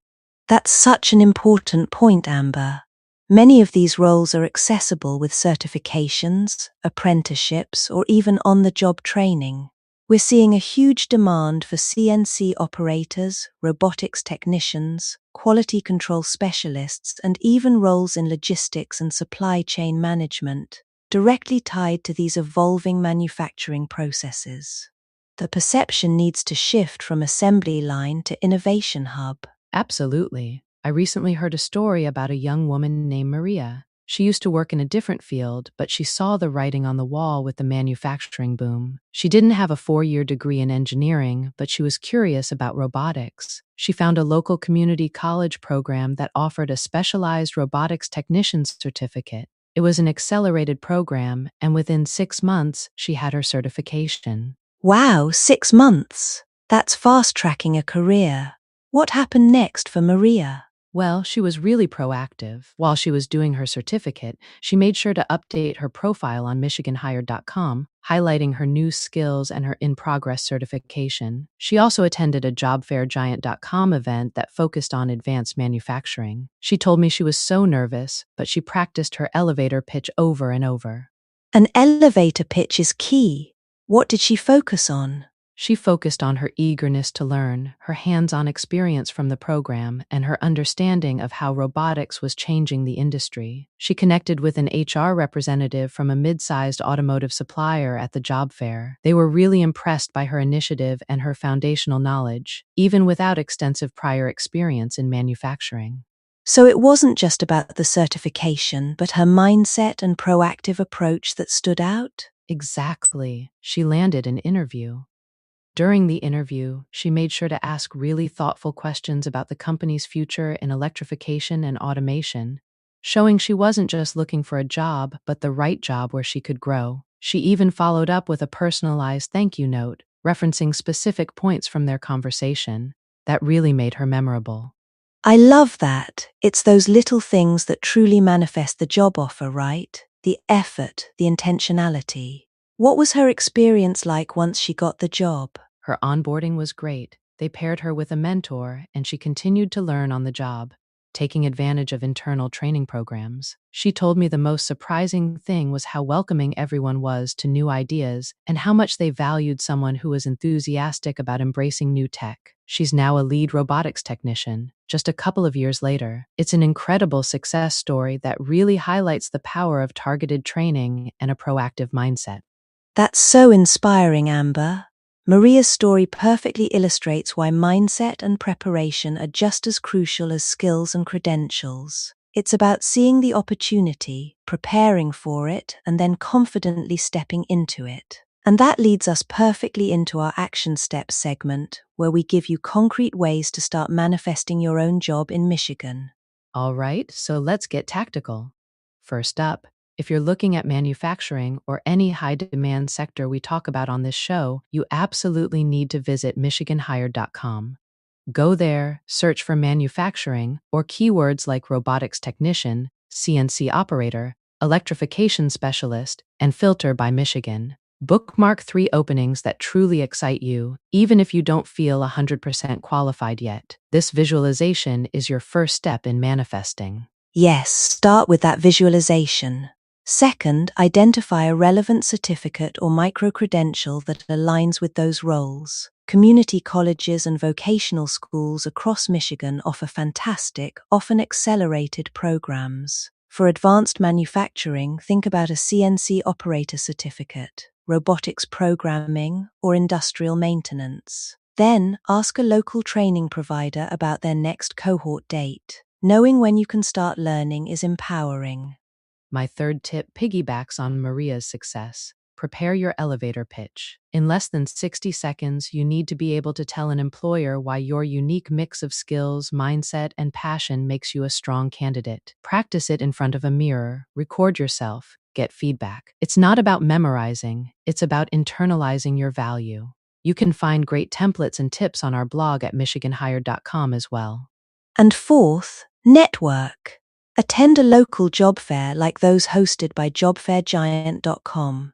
Even if you're not ready to apply, just being in the room, talking to recruiters, and gathering information is invaluable. These events are fantastic for understanding what employers are truly looking for and making those initial connections. Follow up with anyone you meet, even with a quick LinkedIn message just to say it was great to connect. And finally, don't underestimate the power of optimizing your profile on MichiganHire.com. Make sure your resume is uploaded and current. Use keywords relevant to the jobs you're targeting. The platform isn't just for job postings. Employers are actively searching candidate profiles. A complete and compelling profile makes you discoverable. It's your digital handshake. Fantastic tips, Amber. Remember, manifesting a job isn't magic, it's about intentional action. Every step you take, big or small, moves you closer to that ideal role here in Michigan. We're here to guide you every step of the way. That's right. So as we wrap up today's episode, your call to action is clear. Head over to MichiganHire.com right now. Explore the job board, submit your resume, and check out our events calendar for upcoming job fairs like those hosted by JobFairGiant.com. These events are crucial for meeting employers face-to-face and taking your job search to the next level. And while you're there, make sure to subscribe to Manifesting a Job in Michigan on your favorite podcast platform, Apple Podcasts, Spotify, Google Podcasts, wherever you listen. Share this episode with anyone you know who's looking for a job in Michigan, because we truly believe that together we can empower our workforce to access and secure amazing opportunities. We'll be back soon with more sector spotlights, inspiring stories, and actionable steps to help you on your journey. Until then, keep that mindset strong, keep taking those proactive steps, and remember, your dream job in Michigan is waiting for you to manifest it. Thanks for tuning in, everyone. We're so glad you joined us. From all of us at Michigan Hired, we're wishing you the best of luck in manifesting your next big career move. See you next time. Welcome, everyone, to the very first episode of Manifesting a Job in Michigan. I'm your host, Rachel, and I am absolutely thrilled to embark on this journey with you. We're here to talk about something incredibly powerful, not just finding a job, but manifesting the right job, especially here in our incredible state of Michigan. Today, we're diving into why your mindset is perhaps the most crucial tool in your job search arsenal, and how MichiganHired.com is your ultimate partner in making those career dreams a reality. To help me kick things off, I've got my fantastic co-host Amber with me. Amber, it's great to finally be doing this. Rachel, I'm just as excited. It feels like this podcast is something Michigan job seekers have been needing, truly. There's so much opportunity here, but also, a bit of a maze to navigate. And that idea of manifesting isn't just some fluffy concept, is it? It's about intention, about purpose, about knowing what you want and then taking concrete, strategic steps to get there. It's a game changer, especially in today's market where simply applying to everything just doesn't cut it anymore. Exactly. It's all about being proactive. And speaking of today's market, let's jump right into our sector spotlight for this inaugural episode. Instead of focusing on one specific industry, today we're actually going to paint a broader picture of Michigan's economy, because it's truly undergoing a structural transformation right now. It's not your grandma's Michigan economy, if you know what I mean. That's such a great way to put it, Rachel. For decades, Michigan was synonymous with automotive, and while auto manufacturing is still vital, it's evolving rapidly. We're seeing a massive retooling around electrification, with companies investing billions into EV battery plants and electric vehicle production. This isn't just about factory workers, it's about engineers, data scientists, logistics experts, even sustainability specialists. Right, it's not just the assembly line, it's the entire ecosystem around it. And it's not just manufacturing either. We're seeing huge expansion in healthcare and behavioral services, largely fueled by an aging population and increased demand for mental health support post-pandemic. Think about nursing, medical assistants, therapists, administrative roles in hospitals and clinics. These sectors are booming and desperate for talent. Absolutely. And don't forget logistics and supply chain growth. With e-commerce continuing to surge and global supply chains becoming more complex, Michigan's central location makes it a hub. Warehousing, distribution, transportation, inventory management. These aren't just physically demanding jobs. There are highly skilled roles in optimizing routes and managing complex networks. These are incredible opportunities often overlooked, and many don't require a 4-year degree to get started. It's a fantastic point, Amber. The narrative that you need a specific type of degree to succeed is outdated in many of these sectors. We're also seeing a consistent demand for talent across the board, largely post-pandemic, where many businesses are still trying to recover and grow their teams. So if you're a job seeker in Michigan right now, you're looking at a landscape rich with opportunity. But, and this is where the manifesting comes in, it's also a landscape where you need to know how to stand out. Exactly, because with so many openings, it's easy to feel overwhelmed.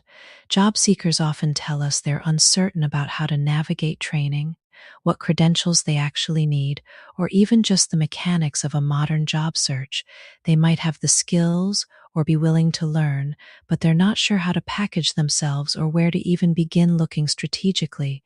That's where we come in, and where MichiganHired.com really shines. That's a perfect segue into our second segment, where we're going to dive deep into that concept of manifesting a job. Amber, as someone who's worked with countless job seekers and employers, can you break down for us what manifesting a job truly means in a practical sense? It's more than just wishing, right? Oh, absolutely, Rachel. It's miles away from just wishing.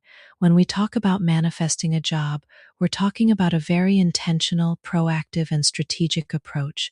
It starts with a mindset shift. Job searching isn't passive.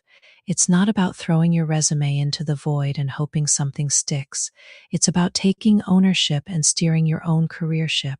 First, it means visualizing your target role.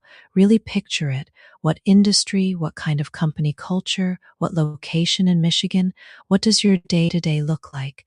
The clearer you are, the easier it is to set clear criteria for your search. So it's about having a clear vision before you even start applying. I think a lot of people skip that step, don't they? They just start browsing listings. They do, and then they wonder why they feel scattered or aren't getting the right hits. Once you have that vision, the next step is to prepare your manifestation stack. Think of it as your toolkit. This includes an optimized resume, a strong LinkedIn profile, and crucially, an optimized profile on MichiganHired.com. It's about being interview ready, which means practicing, researching the company, and knowing your value proposition. And it's about network outreach. Who do you know? Who could you know? That's gold. The networking aspect is huge and often the most intimidating for people. How do you advise job seekers to approach that without feeling like they're just, bothering people? That's a fantastic question, Rachel, and it's a common hurdle. The key is to shift your perspective from asking for a job to seeking information and building relationships. Start by connecting with people in roles or companies you admire on LinkedIn. Send a personalized message. I admire your work at company and am passionate about industry role. I'd love to hear about your experience for just 15 minutes. Most people are happy to share their journey. You're not asking for a job directly, you're gathering insights, and often those conversations naturally lead to opportunities. Attending local industry events or job fairs, like the ones Michigan Hired and JobFairGiant organize, is another great way to connect organically. Just showing up and having genuine conversations can open doors you never knew existed. That's brilliant advice. So vision, preparation, What's next in the manifestation journey? Then it's about positioning yourself in environments of opportunity, and this is where MichiganHired.com is indispensable. It's not just a job board, it's a hub for Michigan-specific opportunities. You need to be actively engaging with job postings there, attending our virtual and in-person job fairs, exploring training program cohorts, and joining relevant webinars. You need to put yourself in front of where the opportunities are, where employers are actively looking for talent, and where training providers are preparing you for those in-demand roles. So essentially being present where the action is rather than just waiting for it to come to you. Precisely. And then taking consistent action each week. This means setting realistic goals. This week, I will apply to 3 jobs, send out 5 networking messages, and update 1 section of my Michigan Hired profile. Follow up on applications, attend that networking event, look into micro-credentials that can upskill you quickly for a high-demand role. It's about building momentum. That consistent action part, I think, is where many people get tripped up. It can feel like a marathon, and setbacks are inevitable. How do we keep that manifestation mindset strong when faced with rejection? That's the final and perhaps most crucial part of the mindset shift, adjusting your perspective on setbacks. Rejections aren't defeats, they're feedback. Every no gets you closer to a yes. It means that wasn't the right fit, or perhaps your approach needs a tweak. Don't take it personally, use it as data. Revisit your resume, practice your interview skills, refine your search criteria, keep that momentum going. It's truly a process of iteration and resilience. And remember, we're here at Michigan Hired to support you every step of the way, providing those connections and resources. That's such a powerful reframe, Amber. It really highlights that securing a job in Michigan isn't just about skills or credentials. It's equally about intention, preparation, and perseverance. It's about that mindset. So let's wrap up our first episode with some concrete action steps for everyone listening today. What are 3 to 5 things our listeners can do right now to start manifesting their ideal job? Absolutely, Rachel. Let's make this actionable. First, and this is huge, create or optimize your profile on MichiganHired.com. Make sure it's complete, up to date, and highlights your skills and aspirations. Employers are actively searching our database for candidates, so you want to be discoverable. That makes sense. It's like having your digital resume ready and waiting for the right employer to find you. Exactly. My second tip, start thinking about a specific sector in Michigan that genuinely excites you based on what we've discussed today. Is it advanced manufacturing, healthcare, logistics? Once you narrow it down, visit MichiganHired.com and perform a targeted search. Bookmark 3 openings that truly align with your manifested vision. Don't just browse, actively engage with those specific opportunities. So getting specific rather than broad. That helps with the visualization too. It really does. My third action step, identify one local networking event or online webinar related to your chosen sector in the next 2 weeks. This could be a virtual info session, an industry association meeting, or even one of our upcoming Michigan Hired job fairs. Just commit to attending one. Step out of your comfort zone, even just a little, and engage with the community. You never know who you might meet. I love that. One event, totally doable. What else? My fourth tip would be to research one micro-credential or certificate program that could boost your skills for that target sector. Many roles in Michigan's strongest sectors don't require a 4-year degree, but do value specific certifications. Check with local community colleges or training providers. This shows initiative and makes you ready now in the eyes of employers. That's fantastic. Upskilling is such a vital part of staying competitive. And finally, for our listeners, what's that last piece of advice? My fifth and final action step is to prepare your elevator pitch. In less than 60 seconds, be able to confidently tell someone, an employer, a recruiter, a networking contact, who you are, what skills you bring, what type of role you're looking for, and why you're passionate about working in Michigan. Practice it until it feels natural. This pitch is crucial for job fairs and any networking opportunity. The more prepared you are, the more confident you'll sound, and that confidence, that's pure manifestation fuel. That's an incredibly powerful set of action steps, Amber. Thank you so much for sharing those insights today. And to all our listeners, thank you for tuning in to the very first episode of Manifesting a Job in Michigan. Remember, Your dream job isn't just out there, it's waiting for you to manifest it. And we, along with MichiganHired.com, are here to guide you every step of the way. If you found this episode helpful, please subscribe wherever you get your podcasts so you don't miss our next episode, where we'll dive into Manufacturing 4.0 and how to break into Michigan's modern making economy with a special guest. You can also visit MichiganHired.com to start optimizing your profile right now, explore job postings, and find details on upcoming job fairs. Share this podcast with anyone you know who's looking for their next big opportunity in Michigan, and let's build a stronger workforce together. Until next time, keep manifesting. Hey everyone, welcome back to the podcast. I'm Rachel, and with me as always is the brilliant Amber. Thanks, Rachel. So good to be here. You know, we talk a lot about career development, but today we're diving into something that feels a bit more magical almost. We're talking about manifesting your dream job, specifically in Michigan. Magical, yes, but also incredibly practical once you understand how it works. I mean, who hasn't felt that sense of dread scrolling through job boards, just endlessly applying, sending out resumes into what feels like a black hole? Oh, absolutely. It's exhausting. And that's where I think a lot of people start to wonder if there's something more they can be doing beyond just the traditional steps. But manifesting for a job? How does that even work? That's exactly it. It's about shifting your mindset from desperation to a place of empowered expectation. Manifesting isn't just wishing for something and hoping it falls into your lap. It's about combining clear intention with aligned action. And for a specific place like Michigan, it gets even more interesting. Okay, empowered expectation. I like that. So let's break it down. What's the very first step when someone decides they want to manifest a job in Michigan? The absolute first step is clarity. You need to get crystal clear on what that dream job in Michigan actually looks like. Not just a job, but the job. What industry? What kind of company culture? What are your responsibilities? What's the commute like? Is it in Grand Rapids, Detroit, Traverse City? The more specific, the better. So it's not enough to say, I want a job in tech in Michigan. It's more like, I want to be a senior software engineer at a mid-sized startup in Ann Arbor, working on sustainable energy projects, earning X amount and having Fridays off. Precisely. That level of detail creates a blueprint for the universe and for your own subconscious. Once you have that clarity, the next crucial step is visualization. This isn't just daydreaming, it's actively immersing yourself in the feeling of already having that job. Okay, visualization.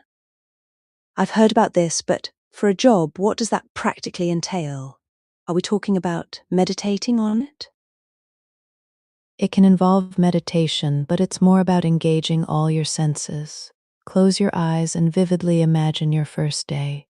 What does your office look like? Can you smell the coffee brewing? What does it feel like to shake your new boss's hand? What are you wearing?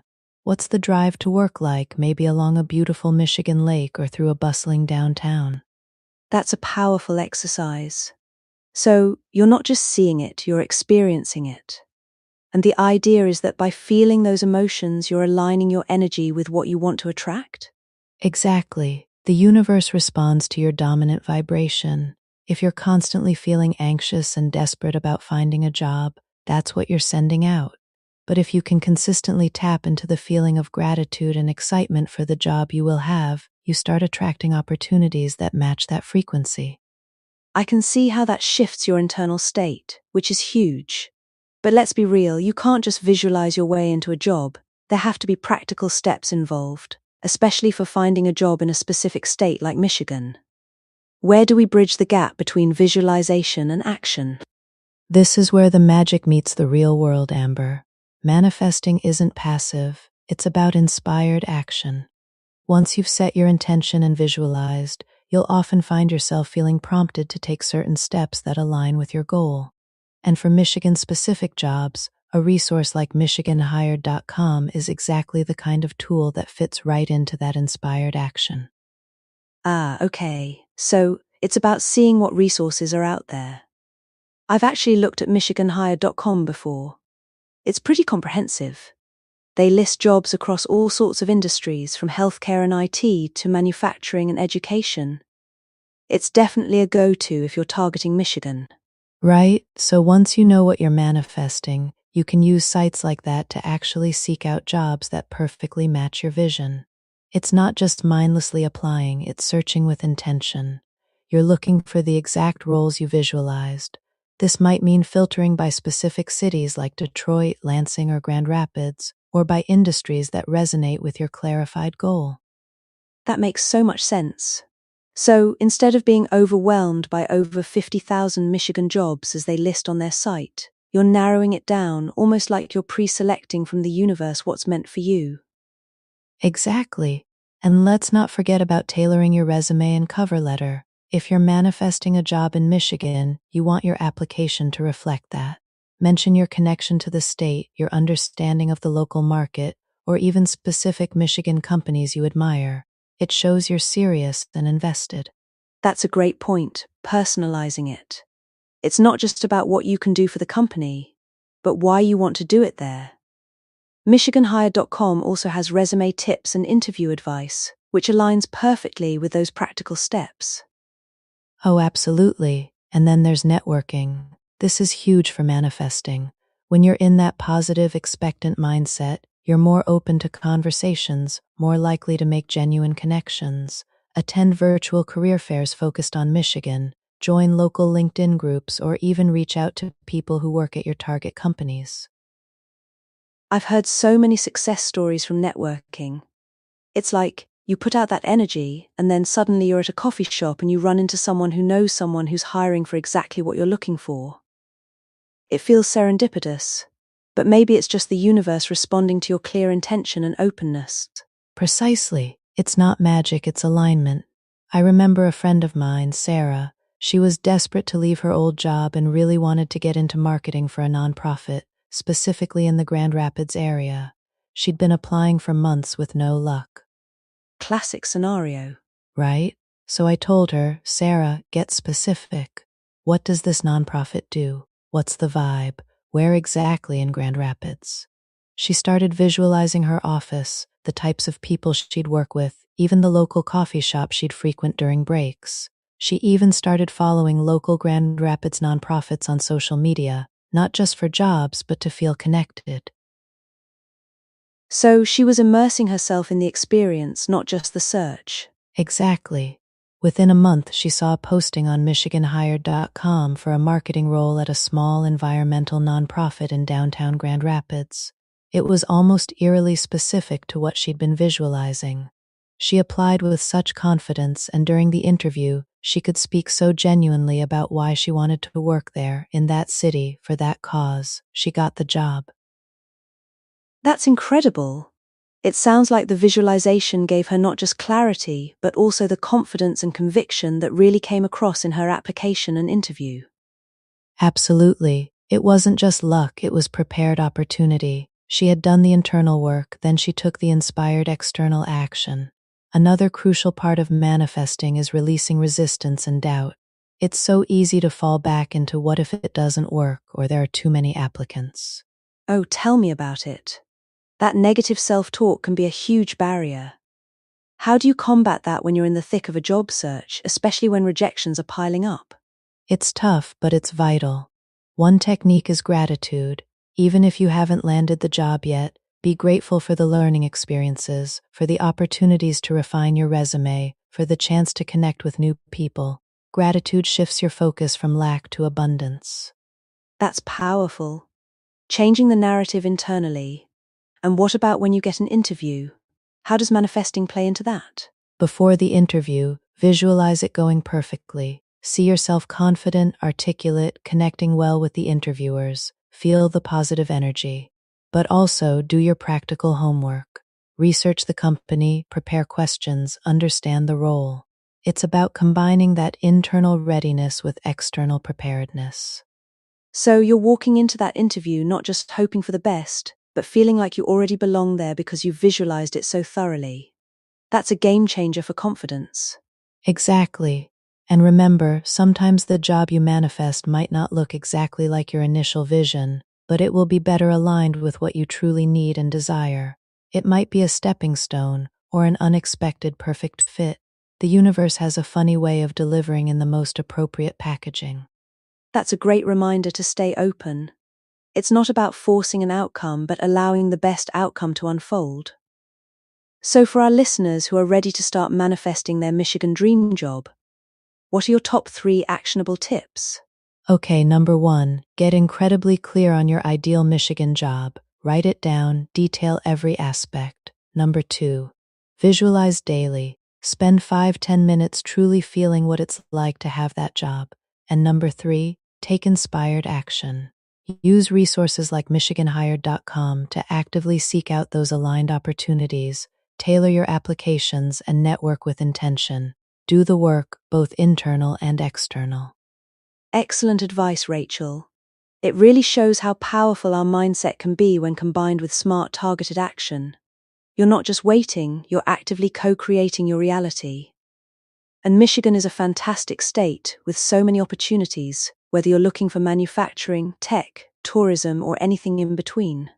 It truly is. So if you've been feeling stuck in your job search, especially if you're targeting the Great Lakes state, give these manifesting techniques a try. You might be surprised at what you attract. Absolutely. It's about empowering yourself and taking charge of your career destiny. Thanks for joining us today, everyone. We hope this episode helps you manifest the career of your dreams in Michigan.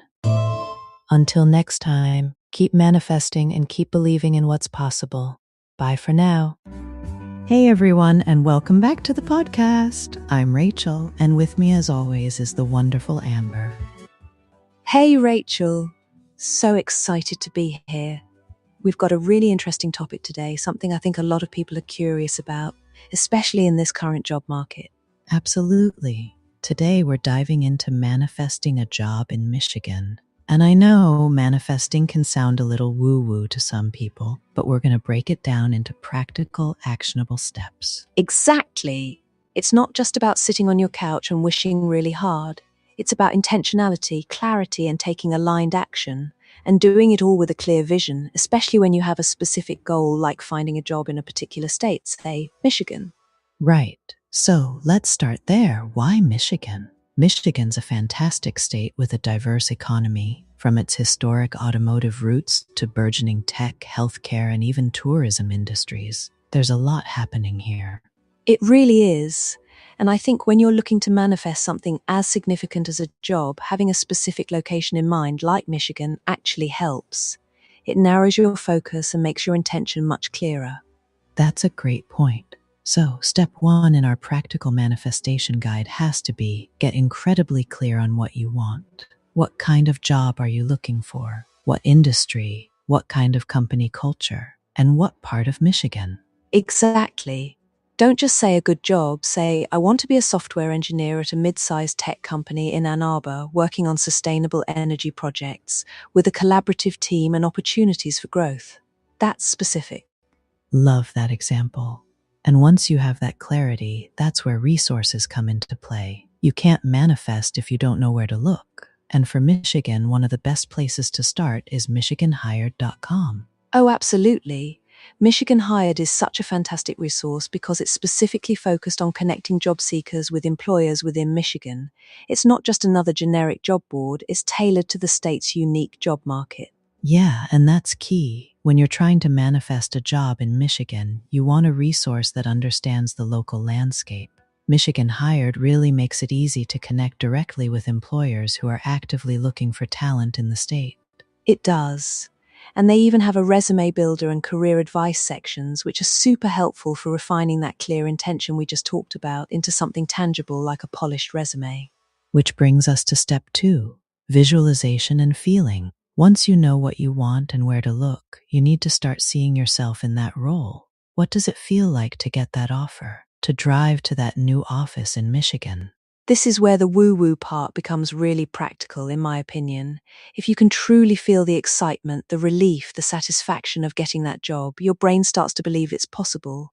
And when your brain believes it, you start acting in ways that align with that belief. Exactly. It changes your demeanor in interviews, the way you write your cover letters, even how you network. You're projecting confidence and alignment rather than desperation. And it makes the process less daunting. Job hunting can be exhausting, right? But if you're approaching it from a place of, I know what I want, I can see myself there, it transforms from a chore into a mission. So true. Now let's talk about step 3, taking inspired action. This isn't just about passively applying to everything on Michigan Hired. It's about targeted, thoughtful action based on your clear intention. This is where the rubber meets the road. You've got your vision, you've started to feel it, now you've got to put in the work. And Michigan Hired is brilliant for this because it curates opportunities directly relevant to your Michigan-based search. Right, so you're not just scrolling endlessly, you're using their search filters to find those specific jobs in those specific industries. Maybe you're looking for manufacturing jobs in Grand Rapids or IT positions in Detroit. The site allows you to really hone in. And let's not forget about networking. Manifesting a job isn't just about online applications, it's about building connections. Use LinkedIn, attend virtual career fairs. Michigan Hired sometimes lists these, and try to connect with people who are already working in your desired companies or roles in Michigan. That's huge. A warm introduction or even just a quick informational interview can open doors that a cold application never would. Remember, manifesting isn't about magic. It's about aligning your energy and actions so opportunities naturally flow towards you and you can recognize and seize them. Exactly. And speaking of aligned action, really optimize your profile on Michigan Hired. Make sure your resume is tailored to the types of jobs you're manifesting. Use keywords that those Michigan employers are likely to be searching for. Yeah, and think about your cover letter. Don't just send a generic one. Express your enthusiasm for Michigan. Talk about why you want to live and work there, what attracts you to the specific company. Show them you've done your homework. A personalized touch goes such a long way. It shows genuine interest, not just in the job, but in being a part of the Michigan community. Employers pick up on that. Definitely. So we've talked about clarity, visualization, and inspired action. Now let's move to step 4, cultivating an attitude of gratitude and belief. This is crucial, especially when things feel slow or you're facing rejections. It's so easy to get discouraged, but practicing gratitude even for the smallest things can shift your mindset dramatically. Yeah, be grateful for the interviews you do get, for the learning experiences, for the ability to even search for a job in a great state like Michigan, and believe that your job is out there, waiting for you to align with it. It's about trusting the process. You've done the work, you've set the intention, you're taking action. Now surrender some of the how and when and trust that it will unfold. I mean, how many times have we heard stories of people who were just about to give up, and then boom, the perfect opportunity landed in their lap? That's often when they've truly let go of the attachment to the outcome and focused on the journey. Absolutely. It's that moment of, I've done all I can and I trust what's meant for me will come. That's a powerful manifesting stance. And another critical part of inspired action that we sometimes forget is continuous learning and skill development. Michigan Hired doesn't just list jobs, it also points to resources. Are there new skills in your desired industry that Michigan employers are looking for? Totally.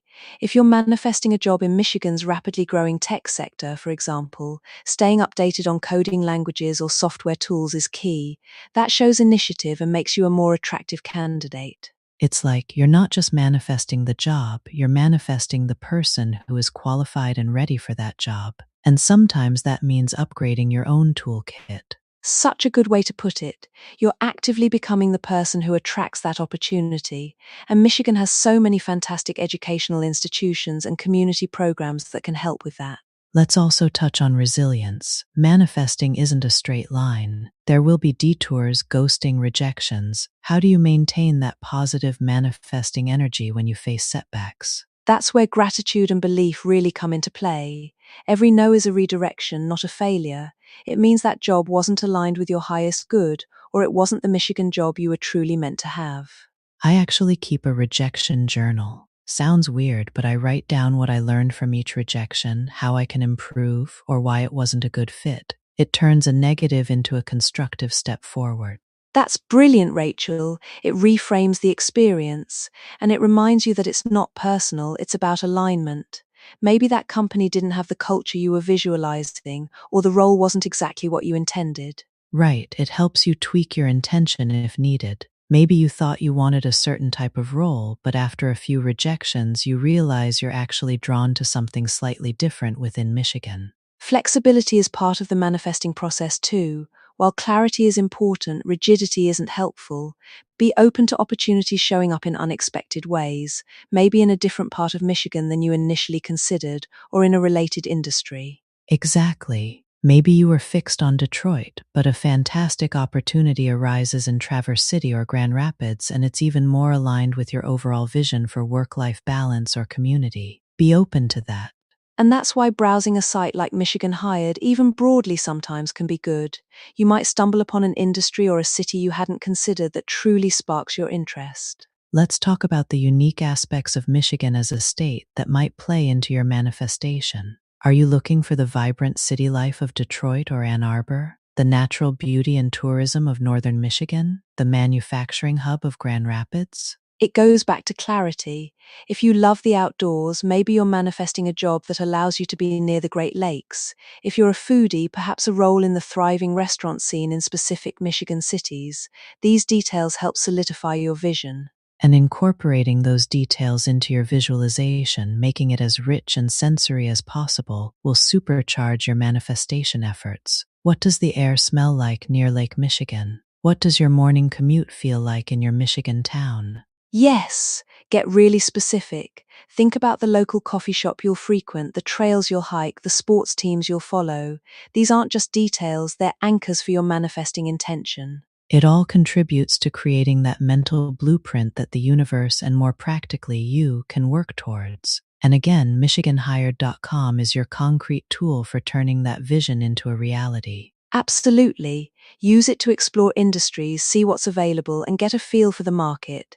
It's like your practical guide to the Michigan job landscape. So, to wrap this up, if you're looking to manifest your dream job in Michigan, remember these steps. Get clear on your intention, visualize and feel it, take inspired and consistent action, cultivate gratitude and belief, and stay resilient. And remember to leverage fantastic resources like MichiganHired.com to turn those intentions into actual job applications and connections. They're literally there to help you connect with Michigan employers. That's right. Start your Michigan job manifestation journey today. Head over to MichiganHired.com and start exploring those possibilities. Your dream job is waiting for you. We believe in you.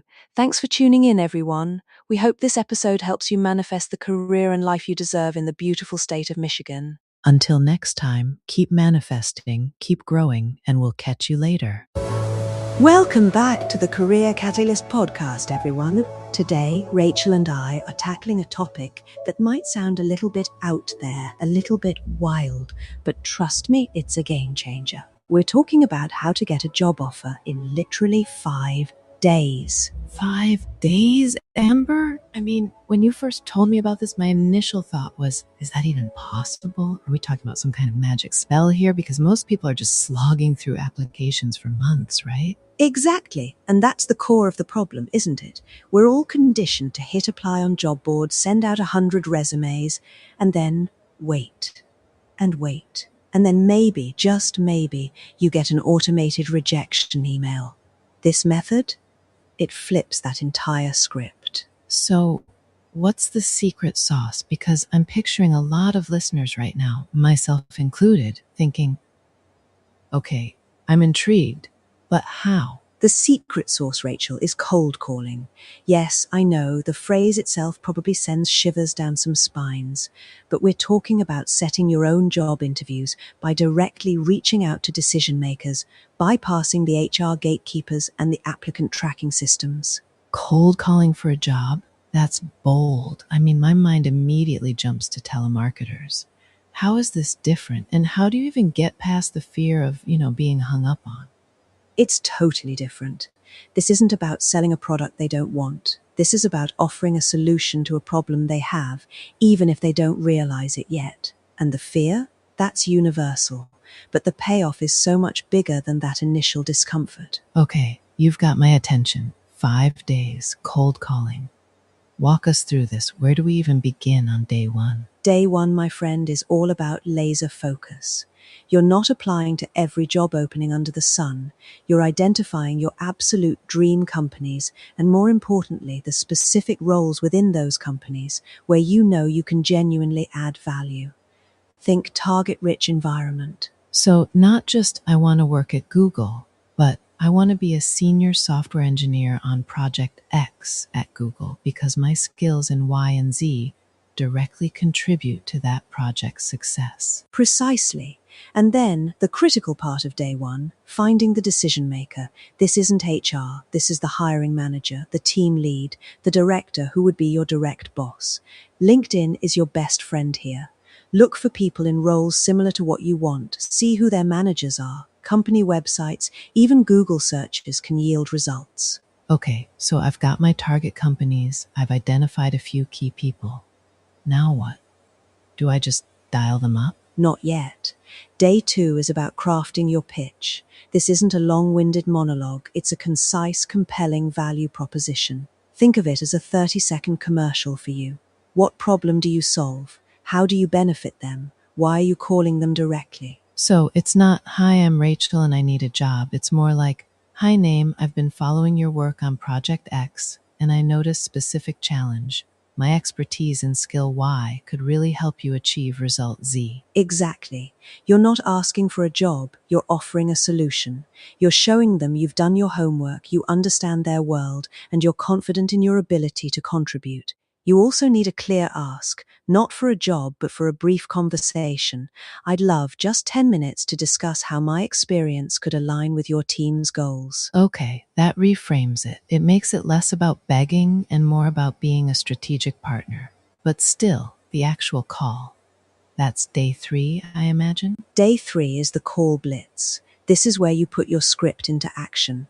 And here's a critical piece of advice. Expect to hit voicemails. Expect to encounter gatekeepers. These are not rejections. They are simply part of the process. So, how do you handle those? The gatekeepers who say, can I ask what this is regarding? Or the voicemails where you feel like you're talking to an empty room? For gatekeepers, be polite, professional, and confident. Hi, this is Amber. I'm calling for decision maker's name regarding a brief discussion on specific project area of their work. Often they'll put you through or tell you when they're available. For voicemails, leave a concise version of your pitch, mention your value, and have a clear call to action. I'll follow up with an email, but I wanted to reach out personally first. So, you're not just leaving a voicemail and hoping. You're actively setting up the next step, which is an email. That makes a lot of sense. It keeps the ball moving. Exactly, because day 4 is all about follow-up and nurture. This is where most people drop the ball. If you leave a voicemail, send an email immediately after, referencing the call. If you speak to a gatekeeper who gives you an email, send it. If you get connected and have a great brief chat, send a thank you email. It sounds like persistence is key here.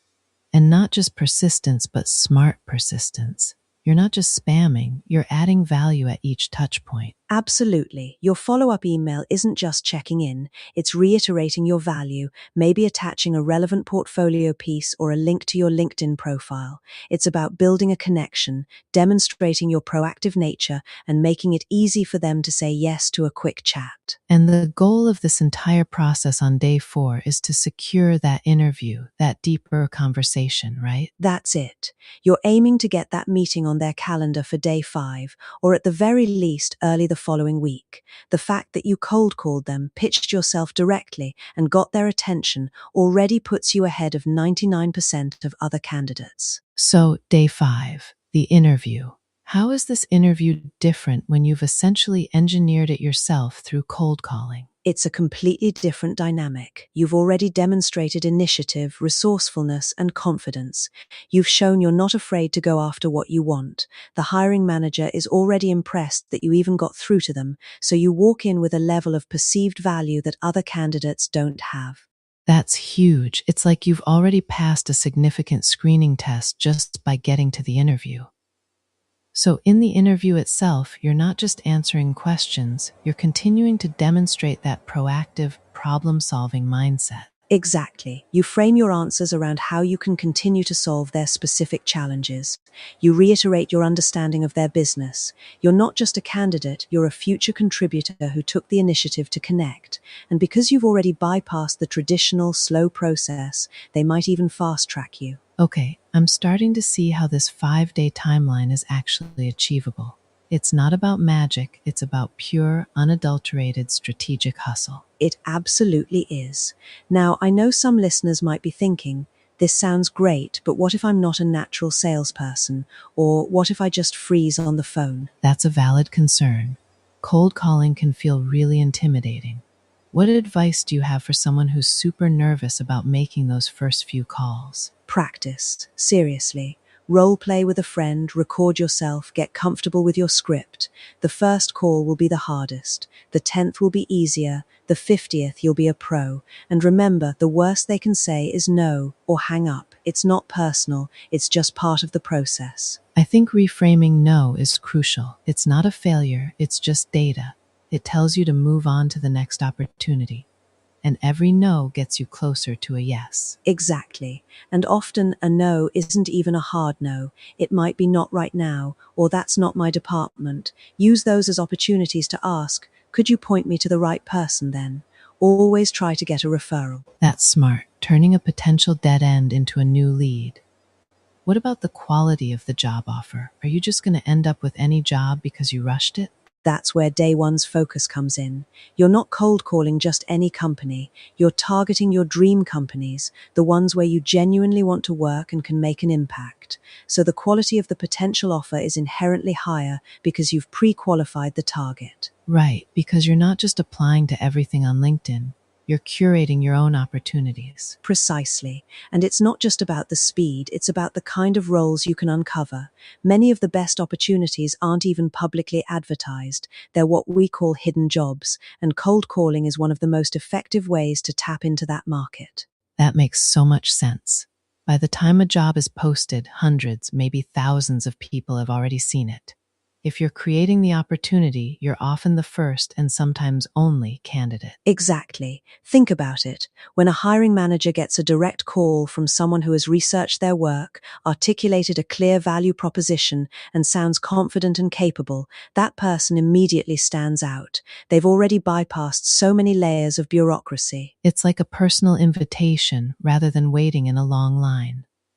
So, what about the details? How many calls should someone be aiming for on day 3, the call blitz day? It really depends on your comfort level, but aim for quality over quantity. Maybe start with 10-15 highly targeted calls. You're looking for conversations, not just dial tones. And remember, the more you do it, the easier it gets. You'll refine your pitch, learn to handle objections, and build resilience. That's a manageable number. It doesn't feel like you have to make 100 calls and just burn yourself out. It's focused effort. Right, and leverage LinkedIn's Sales Navigator if you can, or even just Premium. It allows you to find direct contact information more easily for some decision makers. Sometimes all it takes is a quick Google search for company name, hiring manager for LinkedIn. So it's a combination of being strategic with your research and then being bold with your communication. I can see how that would cut through a lot of the noise. Precisely. And let's not forget the emotional component. Landing a job offer in 5 days because you actively pursued it is incredibly empowering. It changes your mindset from waiting to be chosen to, I choose where I want to work. That's a huge shift, honestly. It takes back control. Instead of feeling like a victim of the job market, you become the architect of your own career. It truly is. Imagine the confidence you'd have walking into that interview, knowing you earned that slot not by passively submitting a resume, but by actively creating the opportunity. You've already demonstrated initiative before you even sit down. I think that confidence would shine through. And hiring managers are always looking for people who are self-starters, who show initiative. This strategy screams self-starter. Exactly. So for anyone out there feeling stuck in their job search, feeling like they're just sending resumes into a black hole, I really challenge you to try this. Dedicate 5 days. Follow these steps. What do you have to lose? A few moments of discomfort. What you have to gain is potentially your next dream job. I mean, if you're already spending hours applying online with no results, why not pivot that energy into something truly proactive? The worst case scenario is you get some practice and learn a lot. The best case scenario is a job offer by the end of the week. And that's a pretty good best case scenario, wouldn't you say? So, listeners, if you try this, please let us know how it goes. Share your successes, share your challenges. We're here to support you. Absolutely. Amber, this has been incredibly insightful. It's a tough pill for some people to swallow, maybe, but it's a powerful one.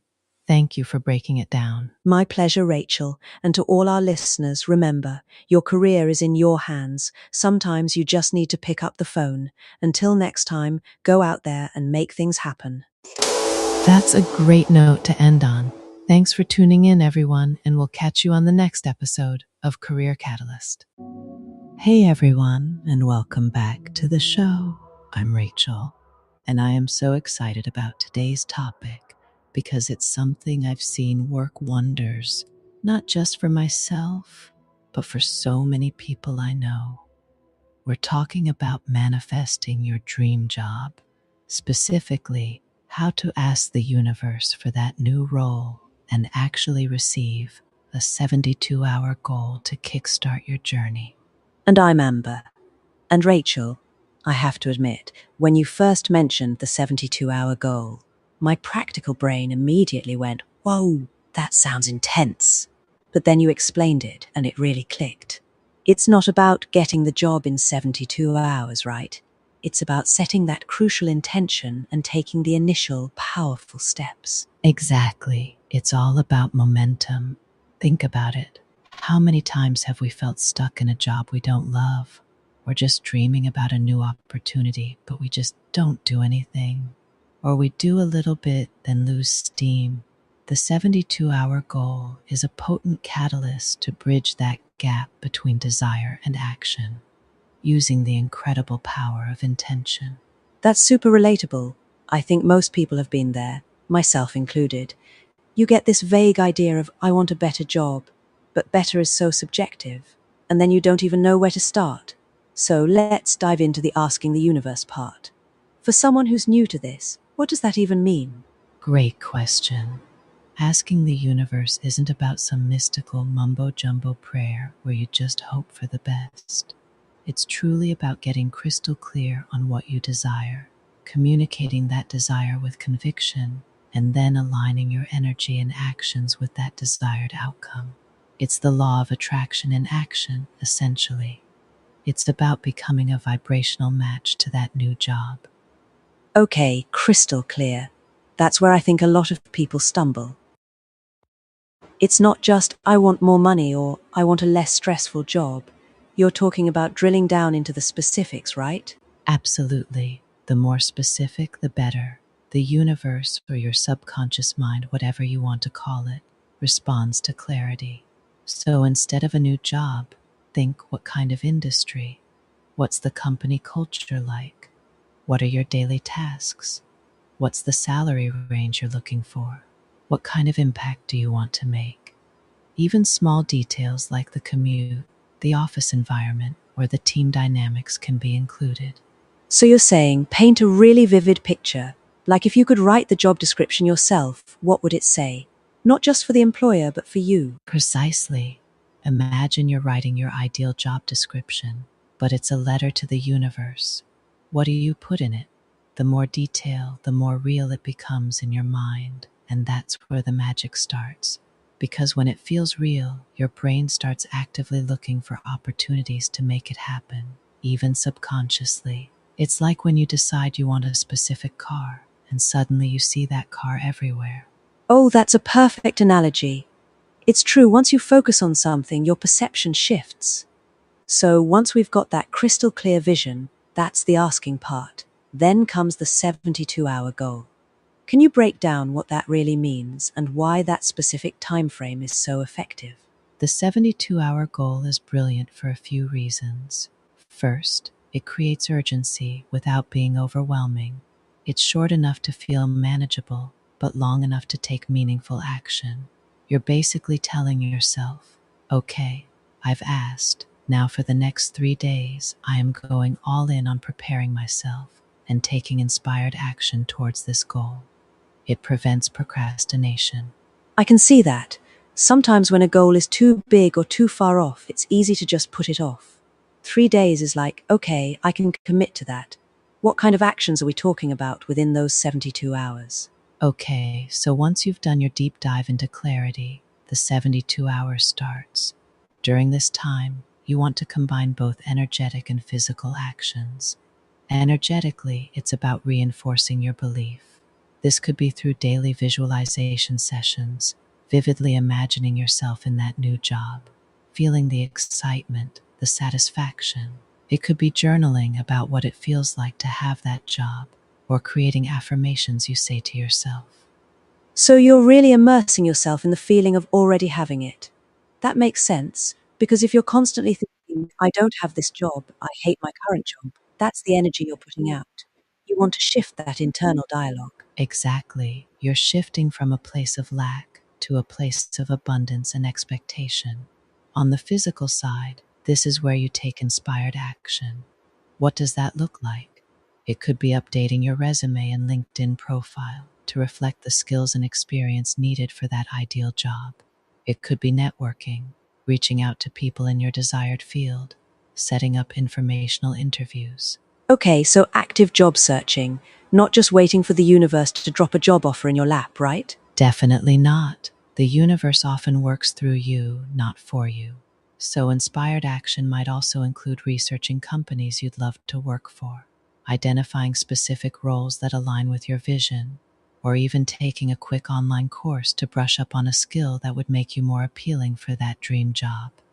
The key is that these actions feel aligned and exciting, not like a chore. That's a crucial distinction, inspired action versus just grinding. I think when you're truly clear on what you want, those steps feel less like a burden and more like natural progression.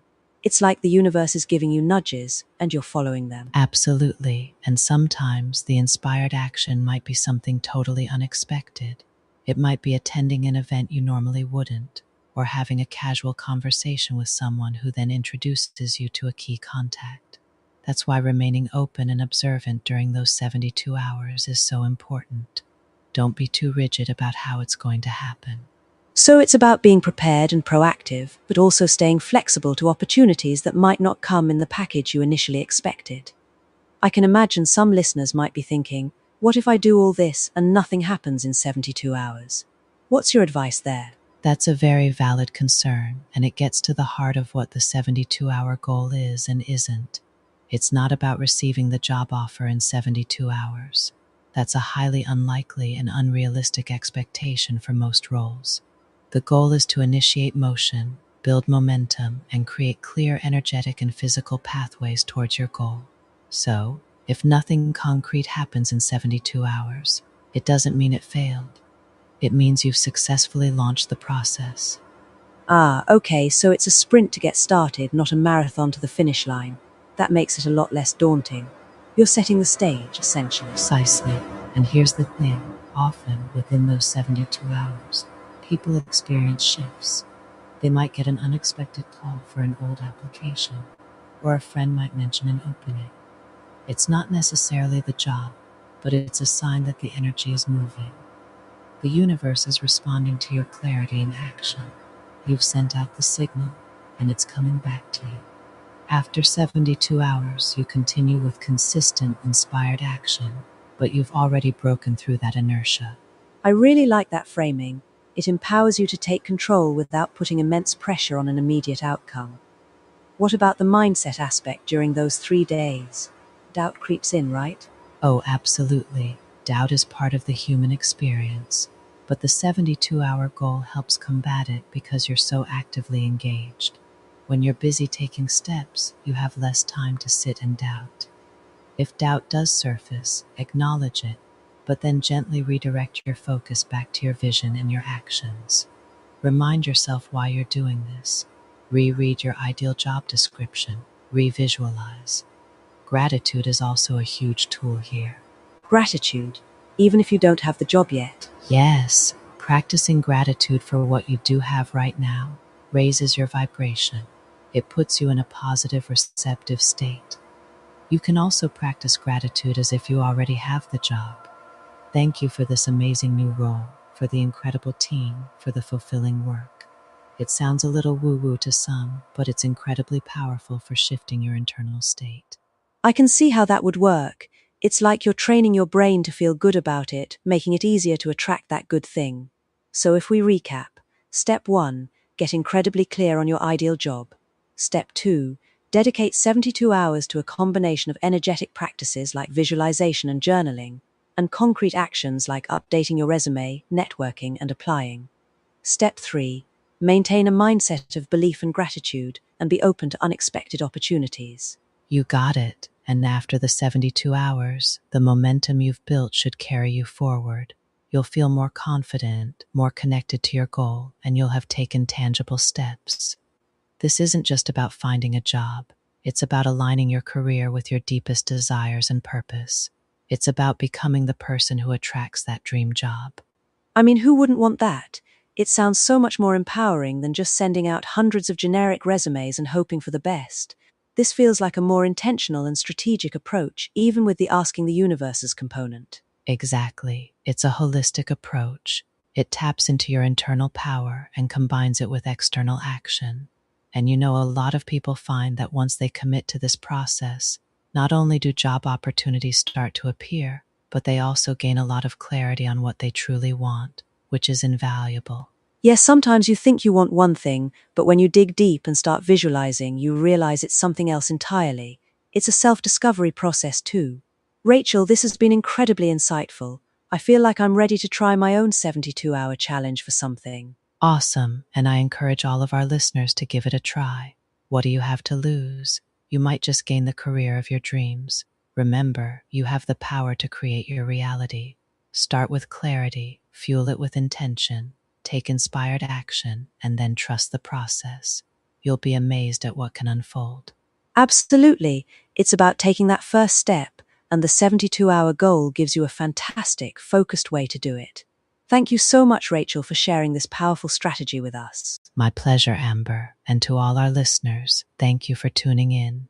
Keep manifesting, keep believing, and keep taking those inspired steps towards the life and career you truly desire. We'll catch you next time. Bye for now. All right, Amber, have you ever had one of those moments where you just knew what you wanted, like crystal clear, but it felt so far away? Oh, absolutely, Rachel. Especially when it comes to career stuff. It's like you have this dream job in your head, but the path to get there is just a blur. Exactly. And for the longest time, I felt that way. I'd think about it, talk about it, but it always stayed this abstract idea until I started writing it all down. See, that's what I want to dive into today. This whole idea of manifesting your job goals by putting pen to paper. It sounds almost too simple, doesn't it? It does, right? Like, can a piece of paper really be that powerful? But honestly, in my experience, it's been a game changer. It's not just about wishing for something, it's about making it tangible. I can totally see that. When something's just floating around in your head, it's easy to dismiss it or let it get muddled with other thoughts. But once it's written, it's real, it's a statement. Exactly. And it's not just about manifesting in a purely mystical sense, although I do believe there's a bit of that. There's a huge psychological component. When you write something down, your brain processes it differently. It's like you're sending a direct order to your subconscious. That makes so much sense. It shifts from being a fleeting thought to a concrete objective. What was your first experience with this, Rachel? Did you write down, I want to be a podcaster, and then suddenly, here we are? Ha, not exactly that simple, but close. My first real experience was actually after I felt super stuck in a job that just wasn't me. I mean, it paid the bills, but it drained my soul. I remember sitting down one night, feeling completely uninspired, and just started scribbling everything I wished for in a job.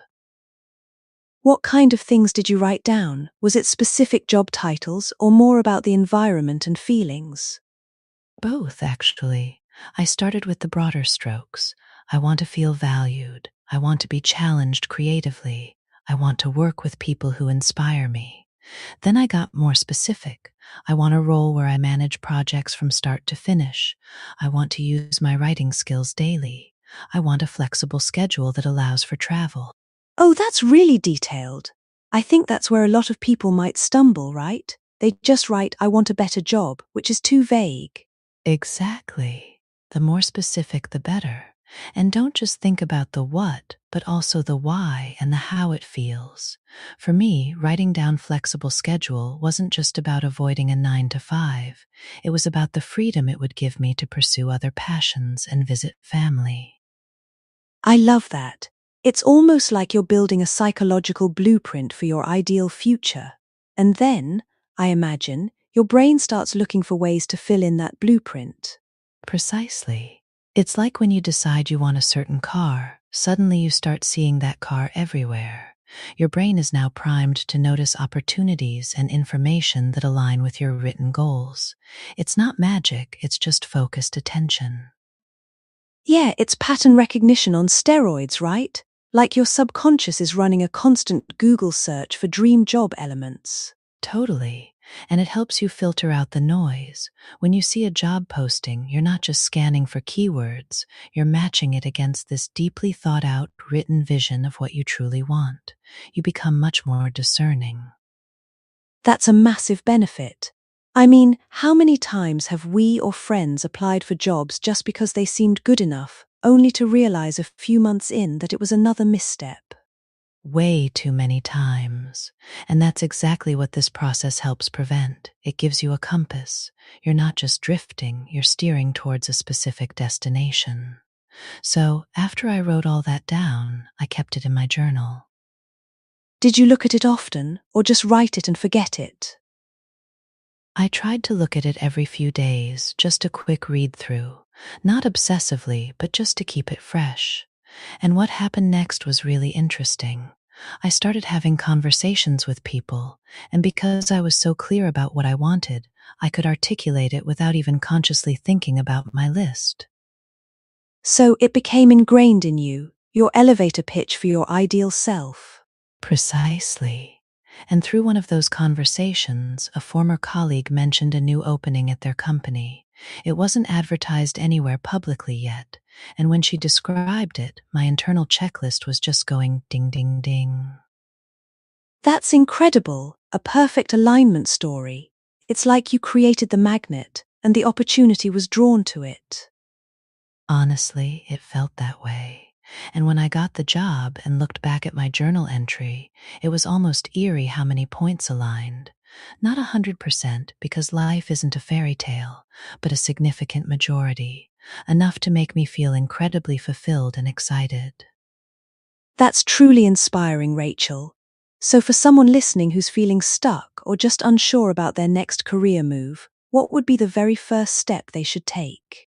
Okay, first step. Find a dedicated notebook or even just a blank sheet of paper and a pen. Get away from your computer, honestly. There's something about the physical act of writing that connects you to your thoughts more deeply. I agree. The tactile experience of writing, it's different from typing. It slows you down and makes you think. Exactly. Then, for about 15-20 minutes, just free write everything you want in your ideal job. Don't filter, don't judge, just let it flow. Think about, what kind of tasks do you want to do? What kind of challenges do you want to solve? Who do you want to work with? What kind of culture do you thrive in? What skills do you want to use or develop? How much do you want to earn? Where do you want to work? Remotely, in an office, hybrid? So literally everything, no matter how big or small. Don't censor yourself thinking, oh, that's impossible. Absolutely not. In this initial stage, impossible is just a word. Write down your wildest dreams.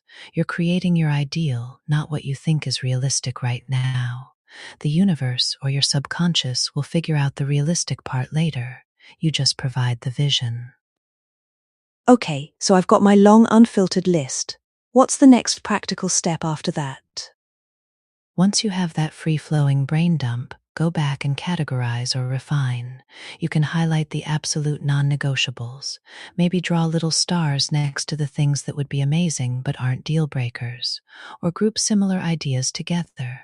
Turn those free-flowing thoughts into more concise, actionable statements. So moving from a brainstorm to a more structured wish list, essentially, like must have versus nice to have. Exactly. And then here's a crucial part: visualize it. Once you've got your refined list, close your eyes and imagine yourself in that job. What does it feel like to wake up and go to work? What are your interactions like? What problems are you solving? What's the vibe? That's powerful. It's not just about the external factors, but the internal experience of the job. Right. Because ultimately we're seeking a certain feeling, aren't we? It's not just the job title or the salary. It's the joy, the challenge, the fulfillment, the peace of mind. Visualizing helps solidify those feelings. I'm thinking about people who might be a bit skeptical, like, okay, Rachel, I wrote it down. Now what? Do I just sit here and wait for the perfect job to fall into my lap? Great question, and no, absolutely not. This isn't passive wishing, this is active manifestation. The writing and visualizing are the first crucial steps that create clarity and focus. But then you have to take inspired action. Inspired action. I like that phrasing. What does that look like in practice? It means, now that you know what you want, you start taking steps that align with that. Maybe it's updating your resume to highlight skills that would be relevant to your ideal role. Maybe it's researching companies that embody the culture you're looking for. It could be networking with people in your desired field. So, you're not just waiting for the perfect job posting, you're actively creating the conditions for it to find you, or for you to find it. Exactly. And often these actions don't feel like a chore because they're driven by this deep, clear vision you've created. They feel natural, almost exciting. You're not just applying to jobs because they exist. You're applying because they resonate with your written goals. And I guess keeping that written goal somewhere you can see it regularly, or reviewing it periodically, helps keep that motivation high, right? Oh, absolutely. I still have that journal. Sometimes I pull it out, and it's amazing to see how much has come true. It's not just about the big job, it's about little things too, like finding a great mentor or getting to lead a project you're passionate about. It builds momentum and confidence, like, hey, I said I wanted this and I got it. What else can I achieve? Precisely. And it also allows for evolution. Your goals aren't set in stone forever. As you grow and learn, you might refine them. You might realize something you thought you wanted isn't quite right, and that's okay. You can always